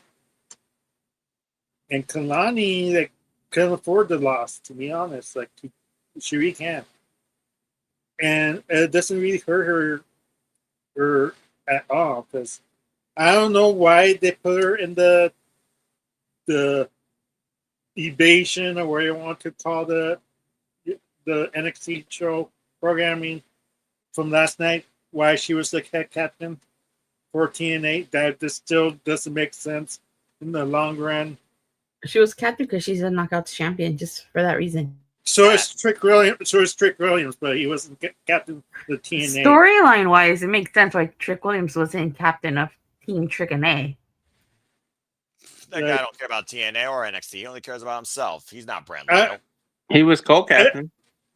I know, but it doesn't make sense, because, like, Kalani just barely came, like, TNA. Like you just go. Oh, okay, we trust her. No, like it doesn't make sense. Well, to be fair, she was also the only NXT representative in that out of nowhere knockouts gauntlet that won the opportunity in the first place. Indy Hartwell was the one that counted the 3 count. And I'm sure Layleen Lee, who's number 1 the Call Your Shot gauntlet, has not forgotten. Yeah. So it's gonna be a tough one. It's gonna be a close one. Like it could go either way, but the money is where Indy Hartwell, Kalani. For me, I don't think she's heavyweight champion material. She's not there yet, in my opinion. But it is what it is. She's now the world champion, woman world champion. So. Okay, so you're going with Indy Hartwell becoming the new TNA Knockouts world champion. All right, fair enough. Walter, let's look at it like this. If Kalani Jordan loses, what direction does she go? Is it basically like she's going to go up to the main roster? Lord knows the main roster needs more women talent for the world championships. But it's also one of those things where she is the inaugural Women's North American champion, and this is a next step up. It is a world championship, not the NXT Women's Championship, but it is the TNA Knockouts World Championship. Indy Hartwell, we look at, again, story, Danny Luna is looming. Does she cause the opportunity, or does she wait for her to get the title and maybe capitalize, take the title from her? So there's a lot of cause and effect on both sides here. So, Walter, what do you think? Again, dealing with the dog probably. I think Kalani winning in the first place was in case of emergency break glass when Ash let management know in the morning, hey, I got this going on and I had to relinquish the title and they had to rearrange the show. And I think Indy was made to get this title all along, and they didn't want Lei Ling Ying to win it because they don't want an in-house talent to win it and immediately give up the title. So I feel like they went with an NXT talent to be able to lose the title quickly and have a quick run, because it was the shock of, hey, an NXT person won the title, and now they can give it to who they really wanted to give it to. So it was like an in case of emergency break glass thing. So I feel like we're going to get a new champ, because I feel like Indy was all along going to be the champ. And they just had to pivot because of Ash's injury on how to get it to her. So I'm going with a new champ. All right. Well, I mean, you definitely gave me that food for thought there, because, yeah, I guess you're getting talking about baby versus babyface. This is still NXT versus TNA. I think, JJ, there's a reason why you look at that graphic, and that's the official graphic. You notice the little NXT right there, just a little bit of subtlety. I think that you all are on point here regarding Indy Hartwell being the chosen one, unlike Drew McIntyre, to become the TNA Knockouts World Champion and lead this generation of the Knockouts. I really do think they want to push her forward in that. I almost feel like it is course correct. Also for Indy Hartwell, who didn't get a chance to do that as NXT Women's Champion. So I agree with y'all. I do think Indy Hartwell is going to become the new TNA Knockouts World Champion. I don't think they're going to immediately push the Danny Luna agenda, but I do think that is going to be one of the bigger stories for Indy Hartwell to persevere through. I don't know if they're ready to put the title on Danny Luna by any means. If nothing else, I can see Jody Fred taking on Indy Hartwell one-on-one out of mutual respect, because Indy Hartwell might feel, Jody Fred, you first earned this, but you decide to give this to me because you believe that this should have been course corrected. And again, the title is back home. And I think that's what everyone wants to see at the end of the day. It's one of those things where I think we want to see the TNA title defended in-house with in-house TNA talent more than anything else. To get that, you got to get back in TNA, and Indy Hartwell is now fully fledged knockout. She wasn't even involved on Tuesday night, by the way. She's also coming in fresh as the Daisy. I think this gives Kalani Jordan a chance to take a break as well. Maybe they want to give Kalani Jordan a break right now. She's just doing this for a friend. So, yeah, I'm actually going with all of you. I think Indy Hartwell becomes the new TNA Knockouts World Champion. So, well said by you all. Okay. Well, again, this is going to be one of those matches that could be a very sleeper situation for the story and the moment. But Bound for Glory is all about those moments. Again, Masha Slamovich being her rival Jordan Graves last year was the big moment last year. So, just saying. Charles, I did see you a moment. You got something to say real quick before we move on? I was going to say, to Emmanuel's point about the heel side, it's kind of be the same question if Indy wins the belt. It'll be the same problem. It's like, they're kind of in a situation where either way, there's not a lot of only two. No, my defense is that Kalani doesn't have it. Indy already has Luna to deal with, that she has the storyline prepared, while Kalani doesn't if she retains it. That's why I'm at. Yeah, that's fair, but I also look at the TNA Knockouts division. You could have anybody come after Indy Hartwell. Let's not forget, Indy Hartwell was a victory over Rosemary. I'm sure Rosemary would love to get that top that she hasn't had since 2017. I talked about Killer Kelly earlier. Killer Kelly has never been TNA Knockouts World Champion. Be a very unique test for Indy Hartwell to face for the first time ever. Tasha Steelz, Alicia Edwards. You talk about babyface versus heels. The system is trying to prove a point. But at the end of the day, Alicia Edwards has never been TNA Knockouts World Champion either, and she's long a tenured knockout, honestly, across the entire Knockouts division right now. So there is more depth to the Knockouts division from the hunger and heel standpoint, actually, than there is in NXT. So there you go, especially concerning the TNA Knockouts World Championship. Just some thought per se. I did see JJ next, so we're going to JJ. Then I'll go to you, then Emmanuel. JJ, what do you got to say real quick? I just wanted to touch on the fact that you brought up the fact that Indy Hartwell is still the House of Glory champion, which she is.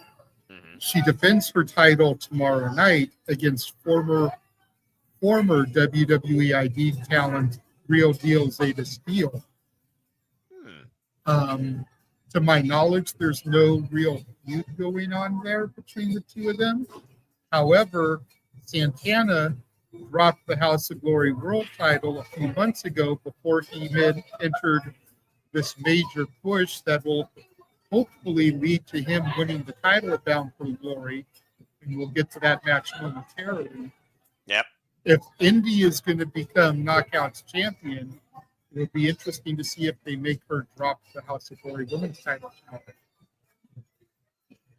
And that's fair, because it would prove that she's 100% dedicated to TNA wrestling. That's absolutely fair. So what you gotta say real quick? We're going down to our hat trick. Honestly, this card feels like it has 4 main events. That's a really unique first when you think about it. To tell what you gotta say real quick before I move into the tables match. Well, just 2 things. Back to your point as to how everything got screwed up because of Ash. You know, Ash meeting Legend. I also think because of Masha too, and the whole situation that happened. Oh man, I didn't even figure about Masha. Yeah, so I feel like that also added into why we're at where we're at. But also too, I think at the end of the day, no matter what, Tasha Steelz is gonna be Knockout champion when Order 4 starts to collect all the belts. So I guess it doesn't matter if Kalani Jordan or Indy wins, because at the end of the day, I think Tasha Steelz will be Knockout champion when Order 4 starts to collect all the gold. Just like the system. Lord. It's a freaking evolution all over again. And to be fair, Tasha Steelz does own a victory over the greatest, Mickie James, to win her only ever TNA Knockouts World Championship. So again, she's not wrong. What was her nickname? The greatest that beat the greatest? Exactly. All right. With that being said, great talk regarding the women's division and the cornerstone of women's wrestling here in the States, the TNA Knockouts World Championship. Now, talking about legacy, history, who's forged for Bound for Glory, who's about to be playing through one final table. JJ, you kick things off. I've talked enough, so I'm going to let you set the story here, because Lord knows we know enough about these two teams and the weapon that will be this legendary rivalry's undoing. The final encounter, one final table. The Hardys, the TNA and NXT Tag Team Champions, defend both sets of gold against the TNA Hall of Famers, the Dudley Boys. You see that right. Bully Ray, and somehow back is in good enough shape, Devon Dudley. A very passionate face-to-face with a lot of intense emotion, knowing what this means for both teams, as we saw tonight on Impact Wrestling, and how important this table will mean to both their careers versus any table ever before in their illustrious careers. You can go all the way back to when a first table, a first chair, a first-time tag team encounter was made. Which team truly made the other? Which team surpassed the other? It's 1A, it's 1B. Who's to say? Bottom line, though, folks, this is the Dudleys and the Hardys for the final time with one final table. JJ, let's go ahead and talk about this history coming to its finality. Who do you have leaving both TNA and NXT Tag Team Champions between the Hardys and the Dudleys? Well, you say this is the one final, and I say, or is it? See, when this match was first made, I think everybody figured the Dudleys would lose, the Hardys would retain, and it would just be easy peasy lemon squeezy. But then Tuesday night happened, and the Hardys became NXT Tag Team Champions. Correct. A tag team championship that the Dudleys have never held. Team 3D's been TNA tag team. They've been WWF, WWE, Raw, SmackDown, however you want to count them. TNA, WCW, ECW. Keep going. IWGP, I believe, as well. Ring of Honor, I believe, as well. I'm not 100%, don't watch me.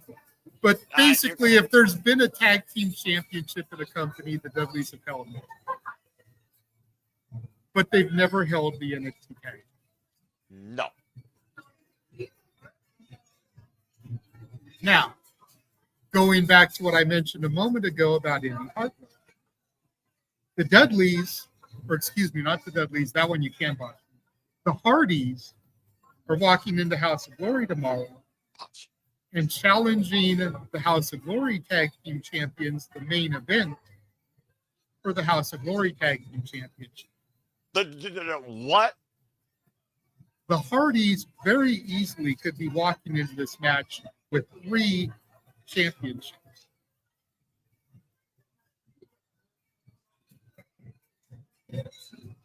It is not so set in stone for me anymore that the Dudleys are losing. Gun to my head, Las Vegas bookie, who am I putting money on? I'm putting money on the Hardys. And when I submit my form, that will probably be my official pick. I just say don't be surprised if we get a Dudley Boys victory here. And the Hardys hand the Dudleys championships they've never had. Because at the end of the day, Halloween Havoc is at the end of the month. Yes. And the Dudleys can have one final match in NXT, technically the WWE, and put over some young teams.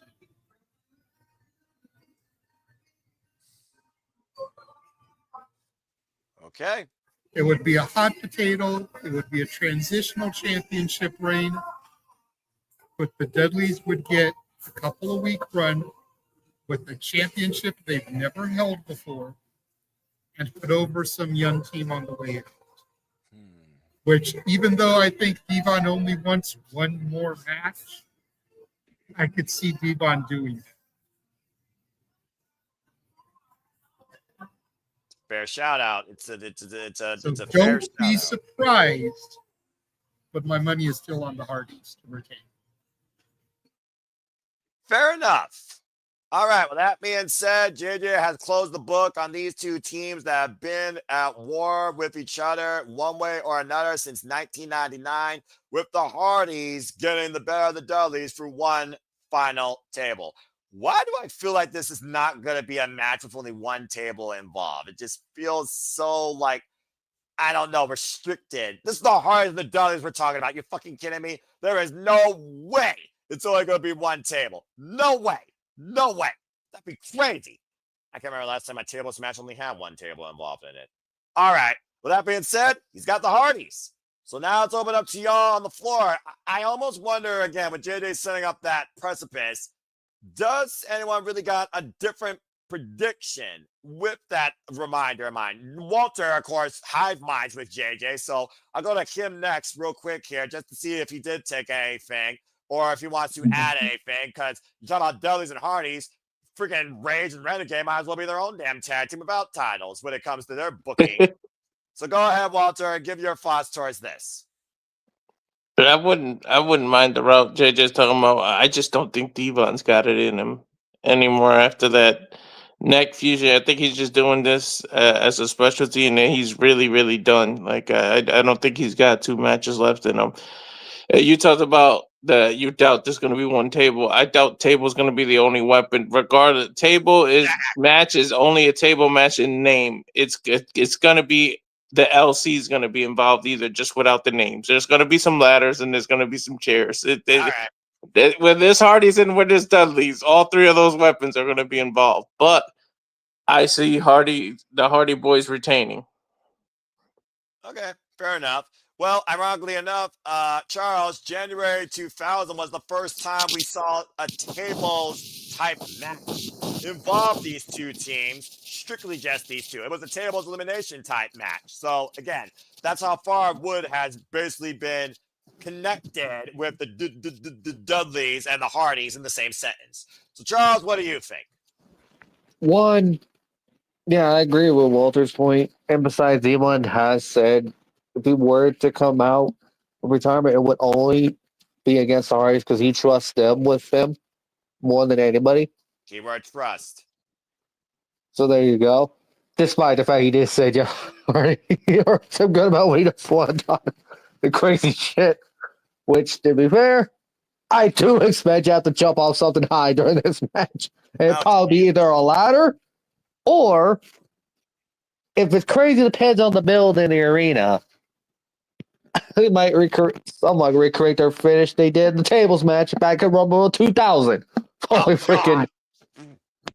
No, you can't tell me I'm wrong, because I think JJ would agree, Emmanuel and everybody in here, that's probably going to be what. There's going to be historical recap moments in this match. Spots. No lies detected. You're not wrong. So literally. It speaks for itself. The Hardys are going to retain. But this match is just going to be a big old cluster F. The best way we know how.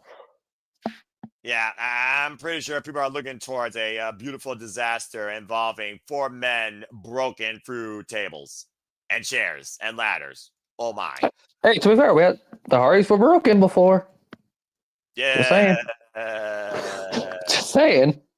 Fair enough. I can't put Moonlight Sonata in here. That's copyright. All right, fair enough. Well, that being said, I don't know if the Hardys want to delete the history that was the Dudleys, but I do think they want to, of course, prove that they are the best across all the known universes. And whether or not the Hardys do become broken in this, I don't think the Dudleys ever dealt with broken Brother Nero and broken Matt Hardy, which would be absolutely ridiculous. Although now I kind of want to see that happen. That being said, Amanda, let's go to you next. What you got to say regarding this tables match? I just wish Adam Copeland and Christian Cage was in this match too. It would be a fun throwback. That's all I have to say. Like, we know the Hardys is going to retain this, but I just think it just needed these 3 teams to be together one last time if they're going to hang it up. It's just true kiss, that chef kiss that needs to be done. Yeah, fair enough. I do think, to Jada's point, it'd be interesting because we know Bully Ray, of course, coach in LFG, Legends contract, etc. But to see the Dudleys, though, continue one more time as a tag team even after this match, when we fought Devon, I think we're going to see Devon again after Impact 1000, Jada, if I'm being honest with you. So the fact we got one more match out of him is credit to Devon's trust and the importance of this legacy. I don't think Devon has anything to prove after this inside the ring. So I do think it is going to be that moment for the Hardys to close the book on this. So I do think the Hardys are going to retain them as well. But what you got to say real quick before we get to our semi-main? That the Hardys are going to retain? I suppose that. All right. Again, she's tired. Again, with this sleep. I'm learning what napping is, more just sleeping. But again, I respect that. All right, well, moving on. Keep it short, sweet, and simple as we do sometimes here. All right, well, that being said, the Hardys for the win unanimously, but to the Dudleys, thank you. All right, let's move into our semi-main. There's a reason I made semi-main, because when this match was announced, this man literally broke his larynx, got caught on Geekbox, and I'm pretty sure he's going to call this his main event. So, Walter, guess what? Time for you to bounce off on this one. You're going first. Let's talk about the cornerstone of TNA since 2002, held by the phenomenal AJ Styles in another TNA versus NXT match.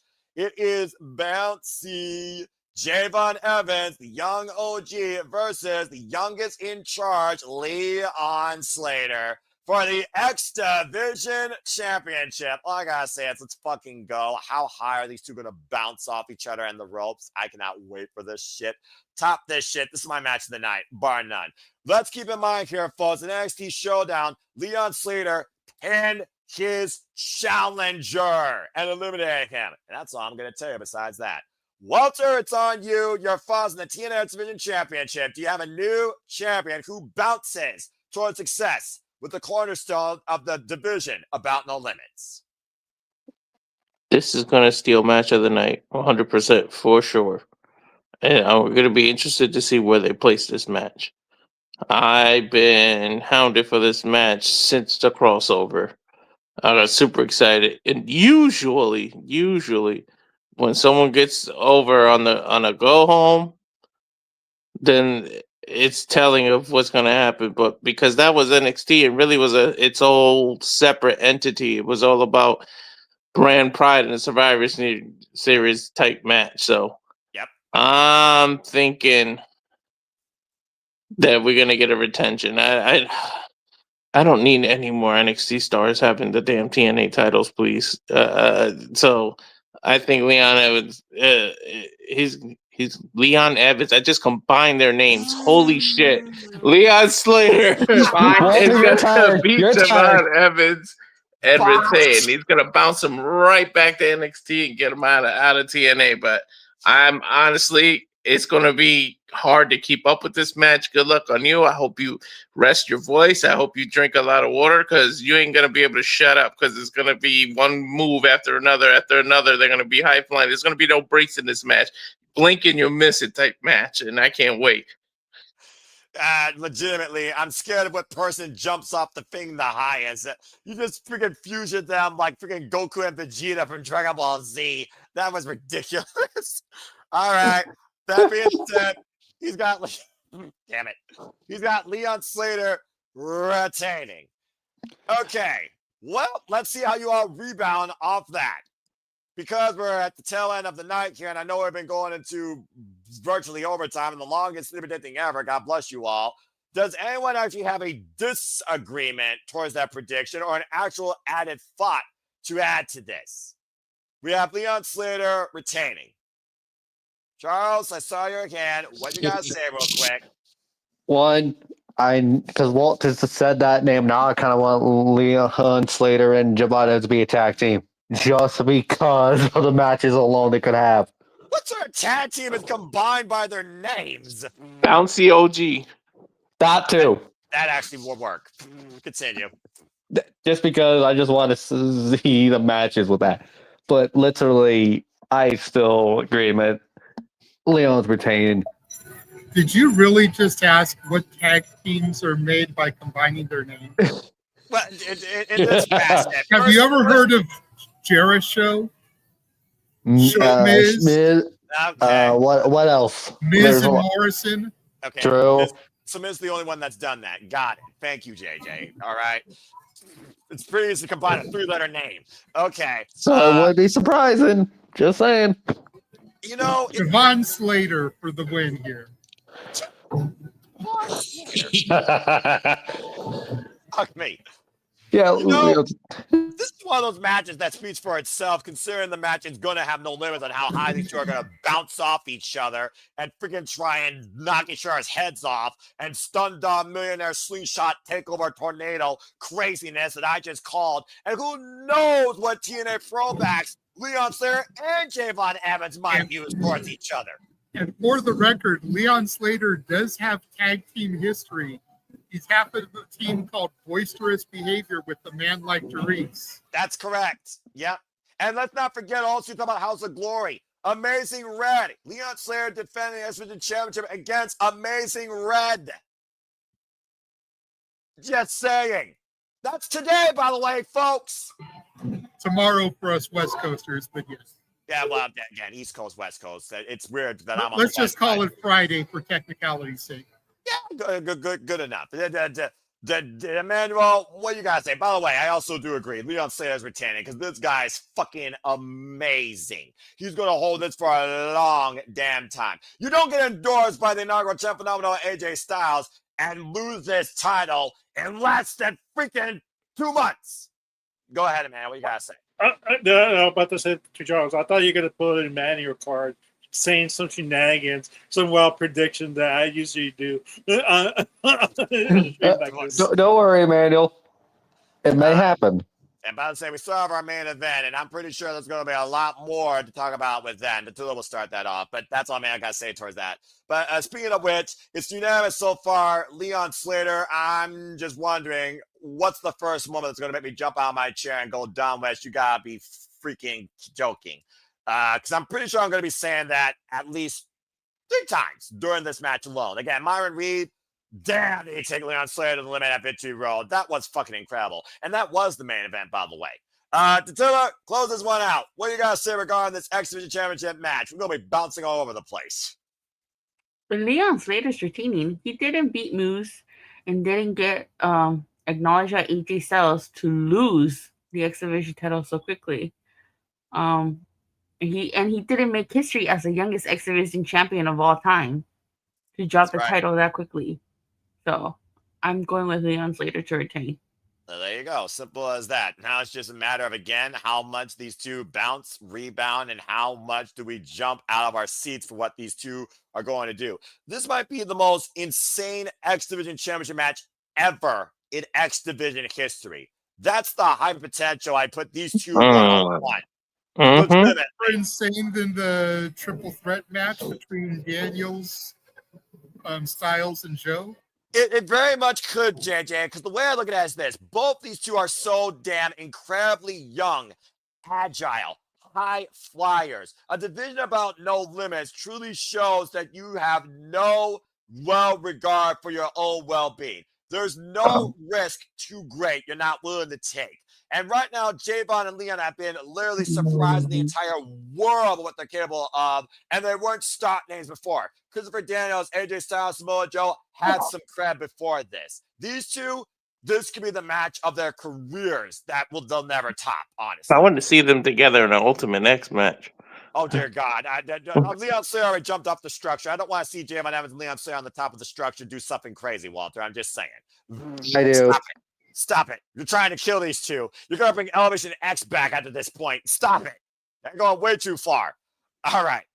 With that being said, we have a lot of talk, a lot of discussion, some rage, some rants, some botching, but that's the way it goes. That's the predicting. But it all comes down to this. It all comes down to what Walter's hoping is his moment of the weekend. Until I kick things off, let's go ahead and talk about our main event where we pray to God, do we finally whoop that trick and see a man brought back from his demons, brought back home, endorsed by Koenig, who brought him in the first place in LAX, as we saw some words of wisdom shared on Impact Wrestling tonight, become truly the standard and the face of TNA Wrestling on his home turf. Let's talk about Trick Williams versus Mike Santana for the TNA World Championship. Mike Santana, of course, who earned this opportunity, raised to the Director of Authority, Santina Marella, who says you will now take him on one-on-one after Trick Williams lazing his way at Slammiversary to hold on to the title in triple threat, where, of course, Trick Williams was able to abscond with the championship.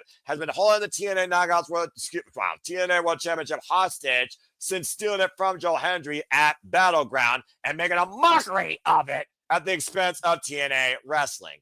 Of course, with some defenses, though, against the likes of Moose during his short run, TNA has truly been Trick NA, and Trick Williams believes he's bigger than both TNA and NXT combined after leaving Ricky Saints high and dry because he was running away from freaking Mike Santana. That being said, let's go ahead and see if this is truly the moment you believe that will be what we leave with at Bound for Glory. The name itself is Mike Santana, finally bound for glory. And does he claim it? Until you kick things off, do you have a brand new TNA World Champion?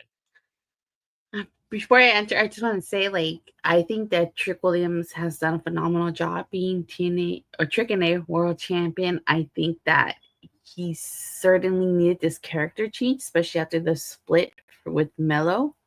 I really think that he's come onto his own as a heel and as Trick TNA World Champion. So I'm very curious to see what would happen after he loses the title, because I do think Mike Santana is going to get his crowning moment here at Bound for Glory.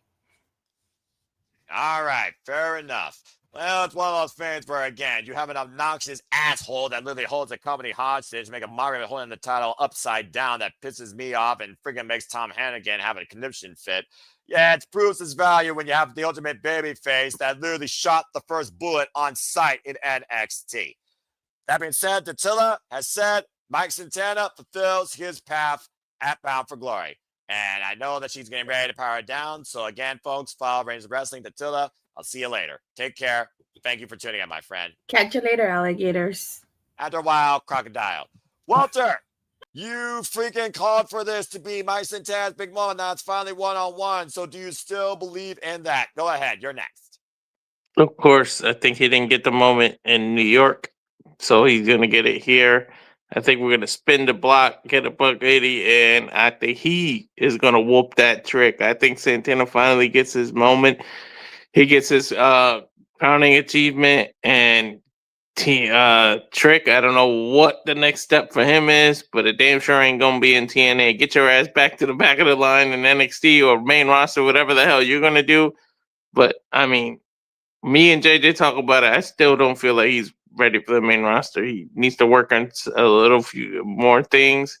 Great. So I think he could go back to NXT, work on them things, put a few more people over, and then maybe next year he can be a main roster. Definitely think he'll probably be a Royal Rumble surprise, but yeah, it's Santana's time. It better be, or I'm gonna snap. I'm gonna really reach if Santana doesn't win. I mean, you lost your shit when Lola Vice fell to beat Jesse Jane. We still don't know who assaulted her. So I'm going to imagine what you're going to do here when you actually call Mike Santana's shot to be his shot one-on-one. If it's not here, when and will it matter? That's really the kicker. So good luck, bruv. And if you have to dismiss, I know what you said. I absolutely understand and appreciate you. And I look forward to calling both those shows with you this weekend. Take care, my brother. All right, let's go from one hive mind to the other, from TNA to NXT once again, to a man that has supported the Whoop That Trick era more than Booker T to a degree. JJ, what do you think about this? Do you have a new TNA World Champion? Does the title come back home, as Mike Santana has been echoing, claiming, and basically been missioning on since Trick Williams ceased it? And he beat Joe Hendry, of course, one-on-one, just to garner respect, to prove that why he can't be not only the stand-up but the face of TNA. What do you got to say regarding this? First of all, it brings tears to my eye to hear Datilla talk about my NXT as positively as she did. That's a first. Don't get used to it. And you, good sir, disgracing the name of the TNA World Champion. I have a question for you, good sir. When Kenny Omega was the TNA World Heavyweight Champion, how many episodes of Impact did he appear on, and how many pay-per-views did he defend the title on? Let's see. He defended on Slammiversary. He appeared on Under Siege. He appeared on some episodes of Impact Wrestling. He also did show up at the title every time on AEW Dynamite, and also on Rampage. We're not talking about Dynamite. I'm talking about TNA specifically, because I believe, and we may need a certain stat boy to do the research, but I believe the TNA World Champion has appeared on more TNA broadcasts than Kenny Omega did. I would have to actually fact check that because when you look at both their runs, they're almost about the same length. Because Kenny Omega held it after beating Rich Swann at Rebellion. That was in April. And then he lost it, of course, to Christian Cage in August. So that would be 4 months. Battleground was back in I think May. So yeah, a little bit of 4 months to change, close to, because it's not been quite 5 months yet. So about the same. But the TNA World Champion has done big things for the company. That being said, if Trick Williams wins, we ride. Fuck yeah. Gentlemen, have a good night. My ride is ready to take off, so I need to dip out as well. I'm glad I was able to be here for at least some part of it. Good night. Yeah. Good night, JJ. Always welcome. Always a pleasure. Thank you again for being part of episode 150. As we finally get ready to wind down here and start with the original three, thank Christ Almighty. Jesus, did that go for longer than expected with you all yahoos and your extra talk and throw me off and all the botching galore. But that's the thing in a nutshell. Let's go ahead and wrap this thing out. Emmanuel, Trick Williams, Mike Santana, Odele, do you have a new champion for TNA? Yes, I do. But quick notes, no. Who attacked low by Lady Lane? Like they had backstage pocket for JC Jane, and she said that Jasmine's neck was never strong enough or good enough for Fatal Influence. That's who attacked Lola Bice. According to Chat GPT, Noah, confirmed appearances matches from Kenny Omega, December 8, 2020, on an episode of Impact. Hard to Kill, 2021. And Rebellion, 2021. Title Business title. And that's about it. And the rest were either backstage segment promos or guest spots. But that's about it. That doesn't really give you more dates. So JJ might be right. Like Trick Williams made more appearances than Kenny Omega on TNA. Fair enough. I'll give him that then. But yeah. It's time. It's I feel like this is the year of the trend. Cody Rhodes finally gets the title, and they all celebrate. Adam for AEW celebrating taking the title away from the Death Riders. And now TNA is going to have the same moment, celebrating that they both got their titles back, and that was the storyline we're getting. They lost their women's title, which they can get it back, and now they could get their men's title, which they could get back that night. So they're going to be celebrating that they got the better of NXT holding the titles way high to end the night. Fair enough. And I was just thinking about that too, because of course we called for a new TNA Knockouts World Championship and basically called the TNA World Championship coming back home. Basically, TNA beats NXT, and maybe it justifies this partnership being on equal ground. Because the jury is still out as far as I'm concerned, because I still think WWE is the most selfish thing on the planet. All right, well, fair enough, Emmanuel. Thank you for that. That being said, Charles, you close things out because I'm going to keep it simply put. You know I'm TNA faithful, damn it. My stand don't win. JJ put it better than I could. We riot and also fuck everything. So that being said, Charles, go ahead and close this thing out. The Strip Winners retain was my stand up finally bring the gold home. Oh boy, oh boy, oh boy. I feel like we've been here before. For one simple reason. Didn't we almost say the exact same thing when Joe Hendry challenged for the belt at this very event? And look what happened that night. They delayed his title run for a good amount more months. Yes. I cannot trust TNA for the life of me here.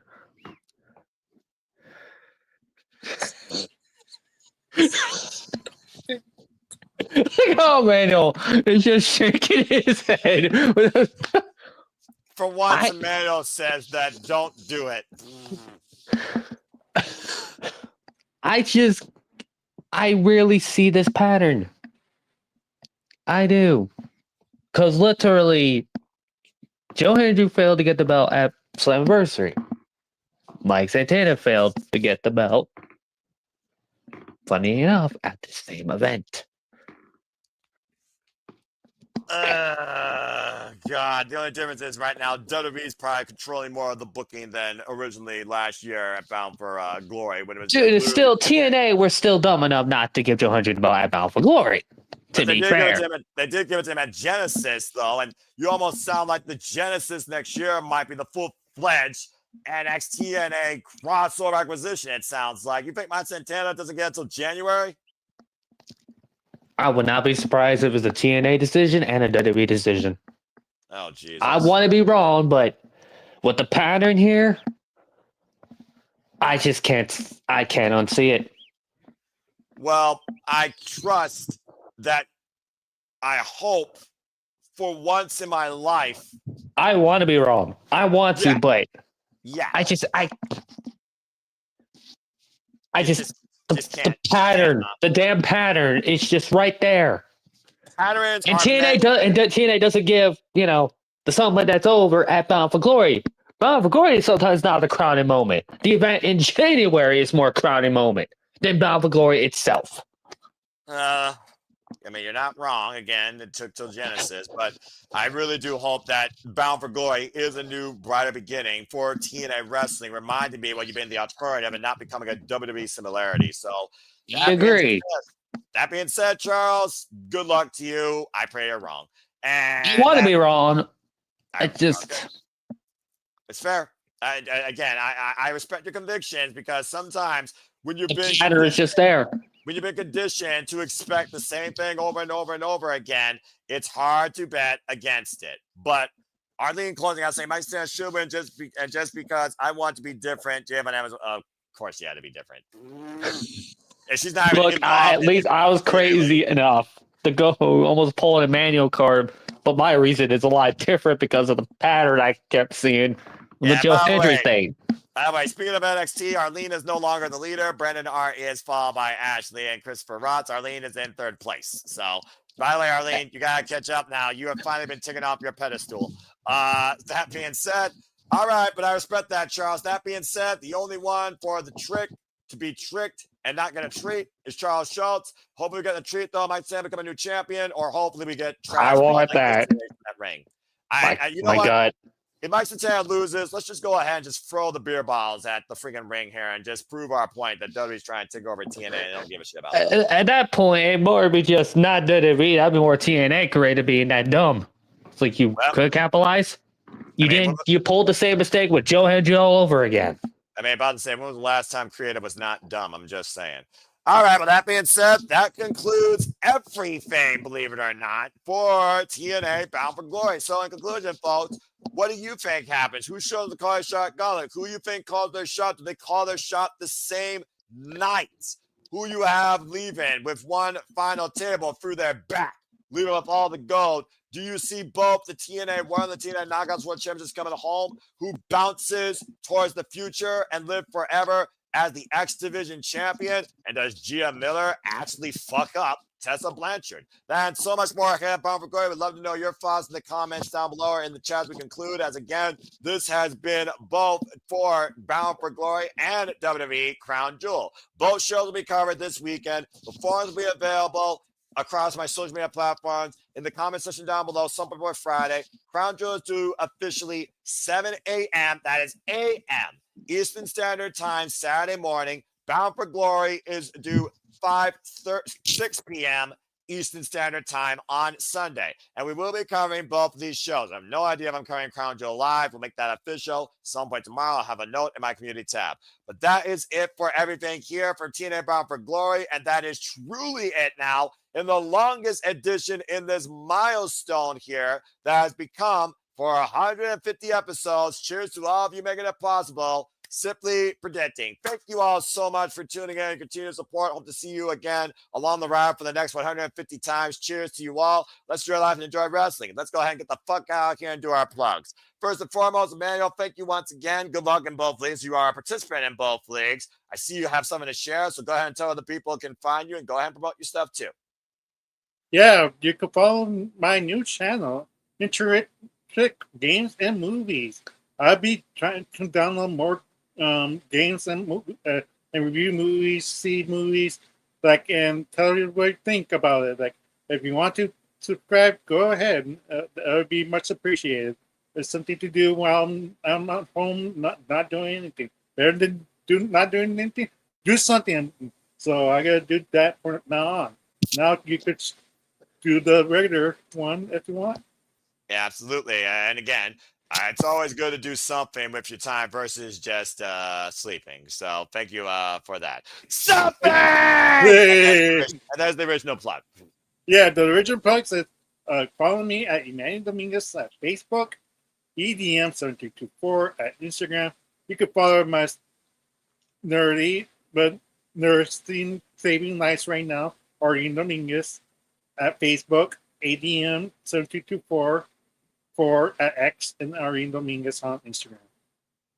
Now, there you go. Thank you so much. Again, they had the bounds, but just for one time, JJ, here you go. Follow the Renegade Wrestling JJ Williams, Cassidy Studios, ROWJJ Williams on the X, and Cassidy Studio on the X. Again, appreciate the Renegade Wrestling always. Of course, I'll be back moderating the weekly moderated Conversation Wrestling Madness. There's the Saturday Shenanigans this coming Saturday night, 11 p.m. Eastern Standard Time. We'll talk about Crown Jewel and so much more and give our final thoughts towards Bound for Glory. The two of us here earlier, follow her when it's wrestling time at Raiders of Wrestling. Go check out me and her review NXT Showdown. And again, you want more Power Rangers content, you more TNA reviews and content in your life, follow our Mighty Morphin Pink Power Ranger, Dattila, at Rangers of Wrestling right here on YouTube. You saw Walter Cruz as Avatar Man all night. As Cindy Roberts will tell you, subscribe to Rage Wrestling Today. Let's get that man to 300 subscribers. Get it, got it, bueno, for the cost of his liver. Keep supporting the Rage Wrestling Today as we level up with Super Reliable Gaming again, coming soon as always, and so much more. And of course, he and I will be on the call for both these shows and pay-per-views this weekend. Papa Gino and I will be back next week with a predictions post-mortem, of course, and I will be back on the Noti review as well. He is the moderator. Follow Papa Gino today. Congratulations to 800 subscribers. We'll be closing the coffin on WWE Crown Jewel predictions Wednesday night, 6 p.m. Eastern Standard Time. She wasn't here, but subscribe to our Canadian friend, Ash, as we see if Zack Jr. will still be IWGP World Heavyweight Champion come Monday morning at Goku Sumo Hall at King of Pro Wrestling. He defends that title against Konosuke Takeshita, the Alpha, the winner of the G1 Climax. Will she rage? Will she be happy? Will the Bloody Tiger still prevail? Will this dickhead be put in his place? Find out this coming Monday morning at King of Pro Wrestling. That is subject to be covered by me. It depends on my mood, and it depends if I'm still awake, and it depends if I still have a voice after Bound for Glory. And speaking of me, you can follow me if you choose, and then follow to 916 for all things wrestling. Shout out to the HW fam. Of course, you can find me on YouTube and on the X, moderating and booking these prediction leagues and tracking them. You can find me at Super Level Studios and now No DQ on the review right here on YouTube. And coming very soon to my Simple YouTube channel, not only another HW view, but another episode of the Simple Session. Episode 3 will be with Mr. Reliable himself, Walter Cruz. And that's all I got to say for now regarding everything that I do and everything that's ahead and every way that you can connect with all of us too. But as always, like to conclude, there are no winners, no losers, no betters. Just fans and friendly experience we all share. Speaking of which, why he's the simplest plug, segue. Charles, where can the people connect and find you?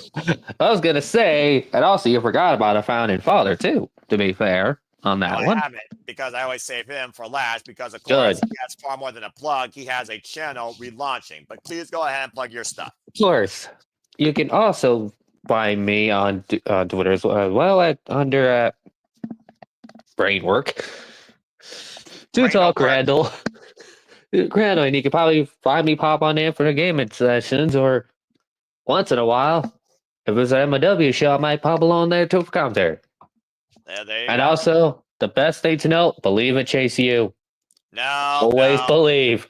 No, never believe in an unaccredited university. Go get some real higher education like the virtuals of the Emperors at Southern New Hampshire University. Shout out to anybody, by the way, that pursues higher education. Make a better future for you and your families. And as always, I like to always say, treasure your families, protect your mentality too, and just enjoy life and enjoy professional wrestling. It is truly as simple as that. And shout out to Jeff Mother and Meetum, as you did point out, as of course he is relaunching his YouTube channel and his network, the Jeff Meacham Network. Subscribe today on YouTube. It relaunches January 4th, the same day as Wrestle Kingdom 20 next year in 2026. Appreciate the man that has encouraged me and has been a great friend in pro wrestling, then, now, forever, always, and probably the biggest Mouseketeer Disney fan that you will ever know in and out of the Simply Reliable Studios.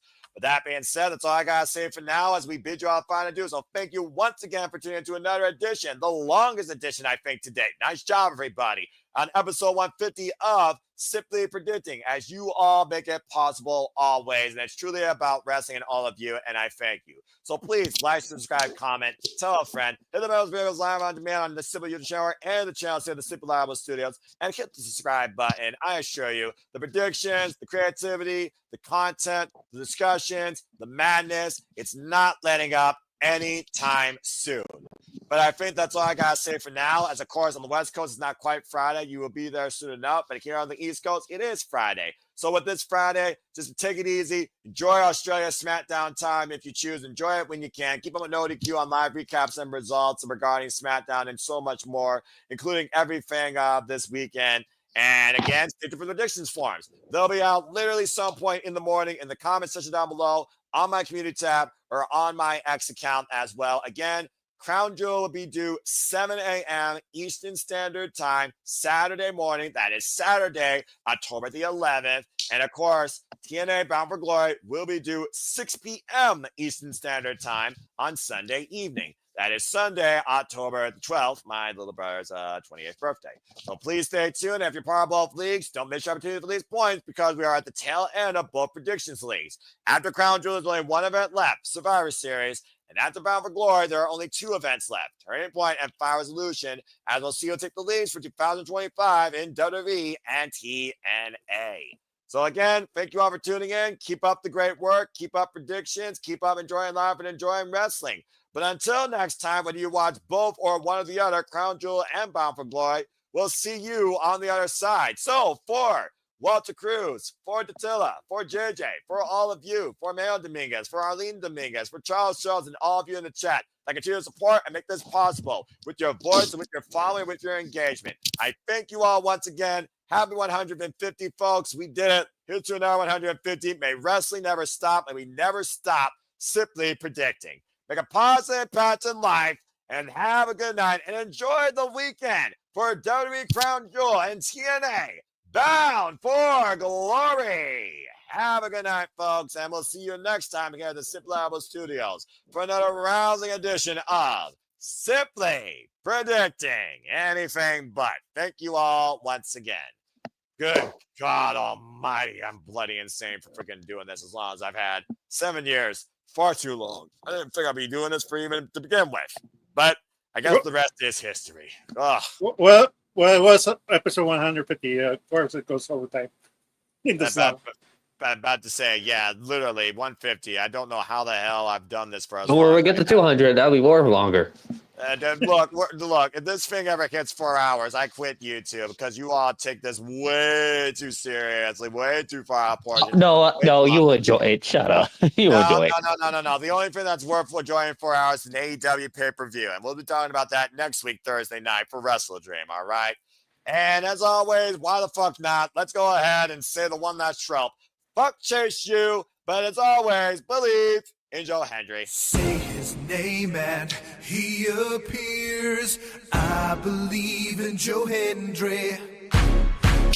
All right, I'm hitting the button. Good night, everybody. It'd be something if he wins.